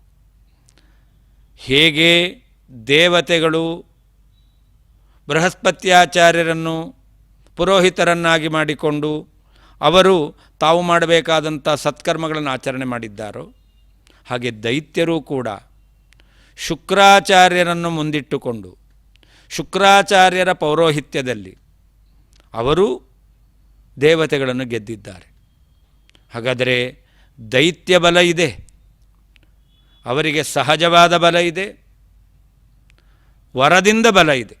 ದೈತ್ಯರೆಲ್ಲರೂ ರುದ್ರ ಬ್ರಹ್ಮ ದೇವತೆಗಳನ್ನು ಕುರಿತು ತಪಸ್ಸು ಮಾಡಿ ವರವನ್ನು ಪಡೆದಿದ್ದಾರೆ. ಹೀಗೆ ಸಹಜವಾದ ಬಲ, ವರಬಲ, ಸಂಖ್ಯಾಬಲ ಇದೆ. ಈ ಮೂರು ಬಲ ಇದ್ದರೂ ಕೂಡ ನಾಲ್ಕನೇದು ಇದ್ದರೆ ಈ ಮೂರು ಬಲಕ್ಕೆ ಒಂದು ಪ್ರಾಶಸ್ತ್ಯ ಎಂಬತಕ್ಕಂಥದ್ದು. ಈ ಮೂರು ಬಲ ಇದ್ದರೂ ಕೂಡ ಶುಕ್ರಾಚಾರ್ಯರು, ಪುರೋಹಿತರು, ಗುರುಗಳು ಅವರ ಬಲ ಇಲ್ಲ ಅಂತಾದರೆ ದೈತ್ಯರು ದೇವತೆಗಳನ್ನು ಗೆಲ್ಲಿಕ್ಕಾಗ್ತಾ ಇರಲಿಲ್ಲ. ಎಲ್ಲೆಲ್ಲಿ ದೇವತೆಗಳು ಪರಾಜಿತರಾಗಿದ್ದಾರೋ, ದೈತ್ಯರು ವಿಜಯಿಗಳಾಗಿದ್ದಾರೋ ಅಲ್ಲೆಲ್ಲ ಶುಕ್ರಾಚಾರ್ಯರ ಪೌರೋಹಿತ್ಯದಲ್ಲಿ ದೈತ್ಯರಿದ್ದುಕೊಂಡು ಅವರ ಅನುಗ್ರಹಕ್ಕೂ ಪಾತ್ರರಾಗಿ ತಮ್ಮಲ್ಲಿದ್ದಂತಹ ದೈಹಿಕ ಬಲ, ಸಂಖ್ಯಾಬಲ, ವರಬಲ ಅವುಗಳೆಲ್ಲ ಸಾರ್ಥಕವಾದ್ದರಿಂದ ವಿಜಯಿಗಳಾಗಿದ್ದಾರೆ. ಹಾಗಾದರೆ ಹೇಗೆ ಶುಕ್ರಾಚಾರ್ಯರು ದೈತ್ಯರಿಗೆ ಪುರೋಹಿತರಾಗಿದ್ದಾರೋ ಹಾಗೆ ದೇವತೆಗಳಿಗೆ ಪುರೋಹಿತರಾದವರು ಬೃಹಸ್ಪತ್ಯಾಚಾರ್ಯರು. ಹೀಗೆ ಅಂತಹ ದೇವಗುರುಗಳಾದ ಬೃಹಸ್ಪತ್ಯಾಚಾರ್ಯರಲ್ಲಿ ಭಗವಂತ ಬೃಹಸ್ಪತಿ ಎಂಬತಕ್ಕಂತಹ ಹೆಸರಿನಿಂದ ತನ್ನ ವಿಭೂತಿ ರೂಪವನ್ನಿಟ್ಟು ಅವರಿಗೆ ಮಹತ್ವವನ್ನು ತಂದುಕೊಟ್ಟಿದ್ದಾನೆ. ಇವತ್ತು ಎಲ್ಲ ದೇವತೆಗಳು ಕೂಡ ಬೃಹಸ್ಪತ್ಯಾಚಾರ್ಯರಿಗೆ ಅಷ್ಟು ಗೌರವವನ್ನು ಕೊಡ್ತಾರೆ. ಇಂದ್ರನಿಗೆ ಅರ್ಥ ಆಯಿತು, ಬೃಹಸ್ಪತ್ಯಾಚಾರ್ಯರಿಗೆ ಅವಮಾನ ಮಾಡಿದರೆ ನಾನು ಎಂತಹ ದುಃಖವನ್ನು ಅನುಭವಿಸಬೇಕಾಯಿತು ಅಂತ ಅನುಭವಿಸಿದ ಮೇಲೆ ಮುಂದೆ ಅವನು ಬೃಹಸ್ಪತ್ಯಾಚಾರ್ಯರಿಗೆ ಅವಮಾನ ಮಾಡುವಂತಹ ಕೆಲಸಕ್ಕೆ ಕೈ ಹಾಕಲಿಲ್ಲ. ಈ ಕಥೆ ಆ ಗುರುಗಳ ಮಹತ್ವವನ್ನು ತಿಳಿಸ್ಕೊಡುತ್ತೆ. ಗುರುಗಳು ಯಾವ ರೀತಿಯಲ್ಲಿ ರಾಜನ ಏಳಿಗೆಯನ್ನು ತಂದುಕೊಡ್ತಾರೆ ಎಂಬತಕ್ಕಂಥದ್ದು. ಅದಕ್ಕೆ ಕಾರಣವನ್ನು ಭಗವಂತ ಹೇಳ್ತಾ ಇದ್ದಾನೆ. ಹೇಗೆ ಅನೇಕ ಜನ ಪುರೋಹಿತರಿದ್ದಾರೆ, ಅವರಲ್ಲಿಯೂ ಕೂಡ ಬೃಹಸ್ಪತಿ ಶಬ್ದವಾಚ್ಯನಾದ ಭಗವಂತ ಇದ್ದಾನೆ. ಆದರೆ ವಿಶೇಷವಾಗಿ ದೇವಗುರುಗಳಾಗಿರ್ತಕ್ಕಂತಹ ಬೃಹಸ್ಪತ್ಯಾಚಾರ್ಯರಲ್ಲಿ ಭಗವಂತ ತನ್ನ ವಿಭೂತಿ ರೂಪವನ್ನಿಟ್ಟು ಬೃಹಸ್ಪತ್ಯಾಚಾರ್ಯರಿಗೆ ಉತ್ತಮವಾಗಿರ್ತಕ್ಕಂತಹ ಆ ಒಂದು ಮಹತ್ವ ಬರುವ ಹಾಗೆ ಮಾಡಿದ್ದಾನೆ. 10ನೇ ಕಕ್ಷೆಯಲ್ಲಿರ್ತಕ್ಕಂತಹ ಬೃಹಸ್ಪತ್ಯಾಚಾರ್ಯರು 8, 9ನೇ ಕಕ್ಷೆಯಲ್ಲಿರ್ತಕ್ಕಂತಹ ದೇವತೆಗಳಿಂದಲೂ ಕೂಡ ನಮಸ್ಕೃತರಾಗಿದ್ದಾರೆ. 8, 9ನೇ ಕಕ್ಷೆಯಲ್ಲಿರ್ತಕ್ಕಂಥ ದೇವತೆಗಳು 10ನೇ ಕಕ್ಷೆಯಲ್ಲಿ ಕೆಳಗಿರ್ತಕ್ಕಂತಹ ಜೀವರಿಗೆ, ವ್ಯಕ್ತಿಗೆ ಅವರು ನಮಸ್ಕಾರವನ್ನು ಮಾಡ್ತಾರೆ ಅಂತಂದರೆ ಅದಕ್ಕೆ ಕಾರಣ ಭಗವಂತನ ವಿಭೂತಿ ರೂಪದ ಸನ್ನಿಧಾನ ಎಂಬತಕ್ಕಂಥದ್ದನ್ನು ನಾವು ಚಿಂತನೆ ಮಾಡಬೇಕು. ಹಾಗಾದರೆ ಭಗವಂತ ಅವನೇ ಬೃಹಸ್ಪತಿ ಶಬ್ದ ವಾಚ್ಯ ಅಂತ. ಯಾಕೆ ಭಗವಂತನನ್ನು ಬೃಹಸ್ಪತಿ ಅಂತ ಕರೀತಾರೆ? ಬೃಹತಾಂ ಪತಿ ಬೃಹಸ್ಪತಿ. ಭಗವಂತ ಅವನು ದೊಡ್ಡ ಅಧಿಪತಿ. ಅವನಷ್ಟು ದೊಡ್ಡ ಅಧಿಪತಿ ಇನ್ನೊಬ್ಬನಿಲ್ಲ. ಯಾಕೆ ದೊಡ್ಡ ಅಧಿಪತಿ ಅಂತಂದರೆ ಯಾರ್ಯಾರು ಅಧಿಪತಿಗಳು ಅಂತಿದ್ದಾರೋ ಅವರೆಲ್ಲರಿಗೂ ಅಧಿಪತಿ ಇವನು. ಆದ್ದರಿಂದ ಇವನನ್ನು ಬೃಹಸ್ಪತಿ ಅಂತ ಕರೀತಾರೆ. ಯಾವ ಬ್ರಹ್ಮದೇವರು ಅಥವಾ ರುದ್ರದೇವರು ಇವರೆಲ್ಲರೂ ಕೂಡ ಅಧಿಪತಿಗಳೇ, ಕೇವಲ ಅಧಿಪತಿಗಳಲ್ಲ. ಯಾವುದೋ ಒಂದು ಸಣ್ಣ ರಾಜ್ಯಕ್ಕೆ, ಯಾವುದೋ ಒಂದು ಪ್ರದೇಶಕ್ಕೆ ಸಾಮಂತ ರಾಜ ಇದ್ದ ಹಾಗೆ ಇವರೆಲ್ಲ ಅಧಿಪತಿಗಳಲ್ಲ. ಬೃಹತಾಂ. ರುದ್ರದೇವರು ಇಡೀ ಕೈಲಾಸಕ್ಕೆ ಅಧಿಪತಿಗಳು, ಬ್ರಹ್ಮದೇವರು ಸತ್ಯಲೋಕಕ್ಕೆ ಅಧಿಪತಿಗಳು. ಹಾಗಾದರೆ ಬ್ರಹ್ಮದೇವರಾಗಲಿ ರುದ್ರದೇವರಾಗಲಿ ಸಾಧಾರಣ ಅಧಿಪತಿಗಳಲ್ಲ. ಅವರಲ್ಲಿ ಇನ್ನೊಂದು ರೀತಿಯಾದ ಆಧಿಪತ್ಯವೂ ಇದೆ. ಯಾರ್ಯಾರು ಇಂದ್ರಾದಿ ದೇವತೆಗಳು ತಾರತಮ್ಯದಲ್ಲಿ ರುದ್ರದೇವರಿಗಿಂತ ಕೆಳಗಿದ್ದಾರೋ ಅವರೆಲ್ಲರಿಗೂ ಕೂಡ ರುದ್ರದೇವರು ಅಧಿಪತಿಗಳು. ಆದ್ದರಿಂದ ಅವರು ಬೃಹತ್ ಒಂದು ಮಹತ್ವವನ್ನು ಹೊಂದಿದ್ದಾರೆ, ಶ್ರೇಷ್ಠತ್ವವನ್ನು ಹೊಂದಿದ್ದಾರೆ. ಹೀಗೆ ರುದ್ರಾದಿ ದೇವತೆಗಳಿಗೆ ನಿಯಾಮಕರಾಗುವ ಮೂಲಕ ರುದ್ರದೇವರಲ್ಲಿ ಒಂದು ಶ್ರೇಷ್ಠತ್ವ ಎಂಬತಕ್ಕಂಥದ್ದಿದೆ. ರುದ್ರದೇವರು, ಭಾರತೀ ದೇವಿ ಇವರಿಗೂ ಕೂಡ ಇತರರಿಗೆ ನಿಯಾಮಕರಾಗಿರ್ತಕ್ಕಂತಹ ಯಾವ ರುದ್ರದೇವರು, ಅವರಿಗೂ ನಿಯಾಮಕಳಾಗಿರ್ತಕ್ಕಂಥ ಭಾರತೀ ಸರಸ್ವತಿ, ಇವರಿಗೆ ನಿಯಾಮಕಳಾಗಿರ್ತಕ್ಕಂಥವರು ಬ್ರಹ್ಮವಾಯುಗಳು. ಅವರಿಗೂ ಪರಮಾತ್ಮ ಅಧಿಪತಿಯಾಗಿದ್ದಾನೆ. ಹಾಗಾದರೆ ರುದ್ರದೇವರಿಗೆ ನಿಯಾಮಕಳಾದಂತಹ ಯಾವ ಸರಸ್ವತಿ ಇದ್ದಾಳೆ ಅಥವಾ ಭಾರತಿ ಇದ್ದಾಳೆ, ಅವರೂ ಬೃಹತ್ ಉತ್ತಮರಾದಂತಹ ವ್ಯಕ್ತಿಗಳಾಗಿದ್ದಾರೆ. ಅವರಿಗೆ ಪ್ರೇರಕರಾದ ನಿಯಾಮಕರಾದ ಅಧಿಪತಿಗಳಾದಂತಹ ಬ್ರಹ್ಮವಾಯುಗಳು ಅವರೂ ಶ್ರೇಷ್ಠರಾಗಿದ್ದಾರೆ. ಅವರಿಗೂ ಪತಿಯಾದವನು ಪರಮಾತ್ಮ. ಅಥವಾ ಬ್ರಹ್ಮ ವಾಯುಗಳಿಗೆ ನಿಯಾಮಕಳಾಗಿರ್ತಕ್ಕಂಥವಳು ಲಕ್ಷ್ಮೀದೇವಿ. ಲಕ್ಷ್ಮೀದೇವಿಗೂ ಪರಮಾತ್ಮ ನಿಯಾಮಕನಾಗಿದ್ದಾನೆ. ಹೀಗೆ ಪರಮಾತ್ಮ ಬೃಹತ್ ಶ್ರೇಷ್ಠರಾಗಿರ್ತಕ್ಕಂಥ ಅಧಿಪತಿಗಳು ಯಾರ್ಯಾರಿದ್ದಾರೋ ಅವರೆಲ್ಲರಿಗೂ ಪತಿಯಾದ್ದರಿಂದಾಗಿ ಪರಮಾತ್ಮ ಅವನು ಬೃಹಸ್ಪತಿ ಶಬ್ದ ವಾಚ್ಯನಾಗಿದ್ದಾನೆ. ಹೀಗೆ ಎಲ್ಲರಲ್ಲೂ ಶ್ರೇಷ್ಠನಾದಂತಹ ಪರಮಾತ್ಮ ಬೃಹಸ್ಪತ್ಯಾಚಾರ್ಯರಲ್ಲಿ ಬೃಹಸ್ಪತಿ ಎಂಬತಕ್ಕಂತಹ ವಿಭೂತಿ ರೂಪವನ್ನು ಇಟ್ಟಿರೋದರಿಂದ ದೇವತೆಗಳಲ್ಲೆಲ್ಲ ಬೃಹಸ್ಪತ್ಯಾಚಾರ್ಯರು ಗುರುಗಳು ಎಂಬುದಾಗಿ ಶ್ರೇಷ್ಠರಾಗಿದ್ದಾರೆ ಎಂಬತಕ್ಕಂತಹ ತನ್ನ ವಿಭೂತಿ ರೂಪದ ಬಗ್ಗೆ ಭಗವಂತ ನಿರೂಪಣೆ ಮಾಡಿದ್ದಾನೆ. ಹಾಗೆ ಮುಂದೆ ಸೇನಾನೀನಾಂ ಅಹಂ ಸ್ಕಂಧ ಅಂತ ಅನೇಕ ಜನ ಸೇನಾಧಿಪತಿಗಳಿದ್ದಾರೆ. ಅದರಲ್ಲಿ ಲೋಕದಲ್ಲಿ ಒಬ್ಬ ರಾಜನಿದ್ದಾನೆ ಅಂತಂದರೆ ಅವನಿಗೆ ಸೇನಾ ಇದ್ದೇ ಇರುತ್ತೆ. ಚತುರಂಗ ಬಲ ಅಂತ ನಾವು ಹೇಳುತ್ತೇವೆ. ಕಾಲಾಳು, ಕುದುರೆ, ಆನೆ ಮತ್ತು ರಥ ಇದು ಸೇರಿದರೆ ಇದನ್ನು ಸೇನಾ ಅಂತ ಕರೀತಾರೆ. ಇಂತಹ ಸೇನೆಯನ್ನು ಯಾರು ನೋಡ್ಕೊಳ್ತಾ ಇದ್ದಾನೋ, ನೇಮನ ಮಾಡ್ತಾ ಇದ್ದಾನೋ, ಈ ಸೇನೆಗಳಿಗೆ ಮುಂದಾಳು ಆಗಿದ್ದಾನೋ ಅವನನ್ನು ಸೇನಾನಿ ಅಂತ ಕರೀತಾರೆ, ಸೇನಾಧಿಪತಿ ಅಂತ ಕರೀತಾರೆ. ಲೋಕದಲ್ಲಿ ಒಬ್ಬೊಬ್ಬ ಸಣ್ಣ ಸಣ್ಣ ರಾಜನು ತಾನು ಸೇನೆಯನ್ನು ಇಟ್ಕೊಂಡಿರ್ತಾನೆ. ಚಕ್ರವರ್ತಿಯಾದವನು ಸೇನಾಧಿಪತಿಯನ್ನು ಇಟ್ಕೊಂಡಿರ್ತಾನೆ. ದೇವತೆಗಳು ಕೂಡ ಸೇನೆಯನ್ನು ಇಟ್ಕೊಂಡಿದ್ದಾರೆ, ಅದಕ್ಕೊಬ್ಬ ಸೇನಾಧಿಪತಿ ಇದ್ದಾನೆ. ಆದರೆ ಆ ದೇವತೆಗಳ ಸೇನೆಗೆ ಅಧಿಪತಿಯಾಗಿರ್ತಕ್ಕಂತಹ ವ್ಯಕ್ತಿಗಳಲ್ಲಿ ಶ್ರೇಷ್ಠನಾಗಿರ್ತಕ್ಕಂಥವನು ಯಾರು ಅಂದರೆ ಸ್ಕಂಧ ಅಂತ. ಇವನನ್ನು ಸನತ್ ಕುಮಾರ ಅಂತ ಕರೀತಾರೆ, ಇವನನ್ನು ಮನ್ಮಥ ಅಂತ ಕರೀತಾರೆ, ಇವನನ್ನು ಪ್ರದ್ಯುಮ್ನ ಅಂತ ಕರೀತಾರೆ. ಈ ರೀತಿಯಲ್ಲಿ ಅನೇಕ ರೂಪಗಳಿಂದ ಜನ್ಮವನ್ನು ಪಡೆದವನು. ರುದ್ರದೇವರ ಮಗನಾಗಿ ಸ್ಕಂದನಾಗಿದ್ದಾನೆ, ಬ್ರಹ್ಮದೇವರ ಮಗನಾಗಿ ಸನತ್ಕುಮಾರನಾಗಿದ್ದಾನೆ, ಕೃಷ್ಣ ಪರಮಾತ್ಮನ ಮಗನಾಗಿ ಪ್ರದ್ಯುಮ್ನಾಗಿದ್ದಾನೆ. ಹೀಗೆ ನಾವು ಬೇರೆ ಬೇರೆ ವ್ಯಕ್ತಿಗಳಿಂದ ಬ್ರಹ್ಮ ವಿಷ್ಣು ಮಹೇಶ್ವರ 3 ಜನರಿಂದಲೂ ಜನ್ಮವನ್ನು ಪಡೆದವನು, 3 ಜನರನ್ನು ತಂದೆಯನ್ನಾಗಿ ಪಡೆದವನು. ಆದ್ದರಿಂದ ಇವನಿಗೊಂದು ಮಹತ್ವ ಇದೆ. ಲೋಕದಲ್ಲಿ ಸಾಧಾರಣ ವ್ಯಕ್ತಿಗಳನ್ನು ಅವನಲ್ಲೇನೋ ಒಂದು ವೈಶಿಷ್ಟ್ಯ ಇದೆ, ಅವನನ್ನು ತಂದೆಯನ್ನಾಗಿ ಪಡೆದಿದ್ದಾನೆ ಅಂತಂದರೆ ಇಂಥವರ ಮಗ ಅಪ್ಪ ಅಂತ ನಾವು ಅವನನ್ನು ಗುರುತಿಸ್ತೇವೆ, ಅವನಿಗೊಂದು ಸ್ಥಾನಮಾನಗಳನ್ನು ಕೊಡ್ತೇವೆ. ಹಾಗಿರಬೇಕಾದರೆ ಸ್ಕಂದ ಇದ್ದಾನಲ್ಲ, ಇವನು ವೈಕುಂಠಾಧಿಪತಿಯಾಗಿರ್ತಕ್ಕಂತಹ ಶ್ರೀಕೃಷ್ಣ ಪರಮಾತ್ಮನ ಮಗನಾಗಿ ಅವತಾರ ಮಾಡಿದ್ದಾನೆ, ಸತ್ಯಲೋಕಾಧಿಪತಿಯಾಗಿರ್ತಕ್ಕಂಥ ಬ್ರಹ್ಮದೇವರ ಮಗನಾಗಿ ಅವತಾರ ಮಾಡಿದ್ದಾನೆ, ಕೈಲಾಸಾಧಿಪತಿಯಾಗಿರ್ತಕ್ಕಂಥ ರುದ್ರದೇವರ ಮಗನಾಗಿ ಅವತಾರ ಮಾಡಿದ್ದಾನೆ. ಹೀಗೆ ತ್ರಿಮೂರ್ತಿಗಳ ಮಗನಾಗಿ ಅವತಾರ ಮಾಡುವ ಮೂಲಕ ವಿಶಿಷ್ಟವಾದಂತಹ ಒಂದು ಸ್ಥಾನವನ್ನು ಪಡೆದಿದ್ದಾನೆ.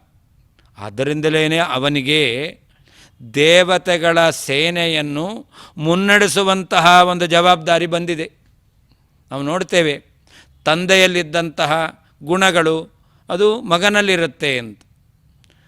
ತಂದೆಯಾದಂತಹ ಭಗವಂತ, ತಂದೆಯಾದಂತಹ ಬ್ರಹ್ಮದೇವರು, ತಂದೆಯಾದಂತಹ ರುದ್ರದೇವರು, ಇವರಲ್ಲಿ ಏನೇನು ಒಳ್ಳೆಯ ಗುಣಗಳಿದೆಯೋ, ಮುಂದಾಳುತ್ವ ಎಂಬತಕ್ಕಂತಹ ಗುಣ ಎಂಬತಕ್ಕಂಥದ್ದಿದೆಯೋ, ಆ ಎಲ್ಲ ಗುಣಗಳು ಕೂಡ ಒಂದೊಂದು ಅಂಶ ಈ ಸ್ಕಂದನಲ್ಲಿದೆ ಅಂತಾದರೆ ಅವನಲ್ಲಿ ಎಷ್ಟು ಒಳ್ಳೆಯ ಗುಣಗಳು ಆಶ್ರಯವನ್ನು ಪಡೆದಿದೆ ಅದನ್ನು ನಾವು ಚಿಂತನೆ ಮಾಡಬಹುದು.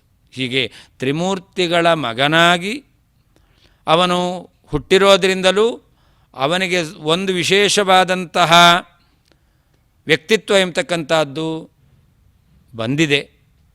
ಅಷ್ಟೇ ಅಲ್ಲ, ಅಂತಹ ತ್ರಿಮೂರ್ತಿಗಳ ಮಗನಾಗಿ ಅವನು ಹುಟ್ಟುವಂತಹ ಯೋಗ್ಯತೆಯನ್ನು ಪಡೆದಿದ್ದರಿಂದಲೇ ಮುಂದೆ ದೇವತೆಗಳನ್ನು ಯುದ್ಧದಲ್ಲಿ ಗೆಲ್ಲುವಂತೆ ಮಾಡಲಿಕ್ಕೆ ಬೇಕಾಗಿರ್ತಕ್ಕಂತಹ ಸೇನೆಗಳ ಮುಂದಾಳುತ್ವದಲ್ಲಿ ತಾನಿರುವಂತಹ ಅವಕಾಶವನ್ನು ಪಡೆದಿದ್ದಾನೆ. ಆ ಸೇನೆಗಳಲ್ಲಿ ಅನೇಕ ಜನರು ಸೇನಾಧಿಪತಿಗಳಾಗಿರಬಹುದು, ಆದರೆ ಅಲ್ಲಿ ಮಾತ್ರ ಸ್ಕಂಧ ಎಂಬತಕ್ಕಂತಹ ಈ ದೇವತೆಗಳ ಅಧಿಪತಿಯಲ್ಲಿ ಸ್ಕಂದ ಶಬ್ದವಾಚ್ಯನಾದ ಭಗವಂತ ಸ್ಕಂಧ ಎಂಬತಕ್ಕಂಥ ತನ್ನ ವಿಭೂತಿ ರೂಪವನ್ನು ಇಟ್ಟಿದ್ದಾನೆ ಅಂತ ನಾವು ಅನುಸಂಧಾನ ಮಾಡಬೇಕು. ದೇವತೆಗಳೆಲ್ಲ ದೈತ್ಯರನ್ನು ಗೆದ್ದಿದ್ದಾರೆ. ದೇವತೆಗಳು ಅವರು ಸಾಧಾರಣ ವ್ಯಕ್ತಿಗಳು. ಯಾಕೆ ಅಂತಂದರೆ ದೈತ್ಯರು ಬ್ರಹ್ಮದೇವರ ವರವನ್ನು ಪಡೆದವರು, ರುದ್ರದೇವರ ವರವನ್ನು ಪಡೆದವರು. ಹೀಗೆ ಬ್ರಹ್ಮ ರುದ್ರದೇವರ ವರವನ್ನು ಪಡೆದಿರತಕ್ಕಂತಹ ಈ ದೈತ್ಯರನ್ನು ಗೆದ್ದು ದೇವತೆಗಳು ತಮ್ಮ ಆಧಿಪತ್ಯವನ್ನು ಸ್ಥಾಪನೆ ಮಾಡಬೇಕು ಅಂತಾದರೆ ದೈತ್ಯರನ್ನು, ವರಬಲ ಇರತಕ್ಕಂತಹ ದೈತ್ಯರನ್ನು ಗೆಲ್ಲುವಂತಹ ಸಾಮರ್ಥ್ಯ ಹೇಗೆ ಬಂತು?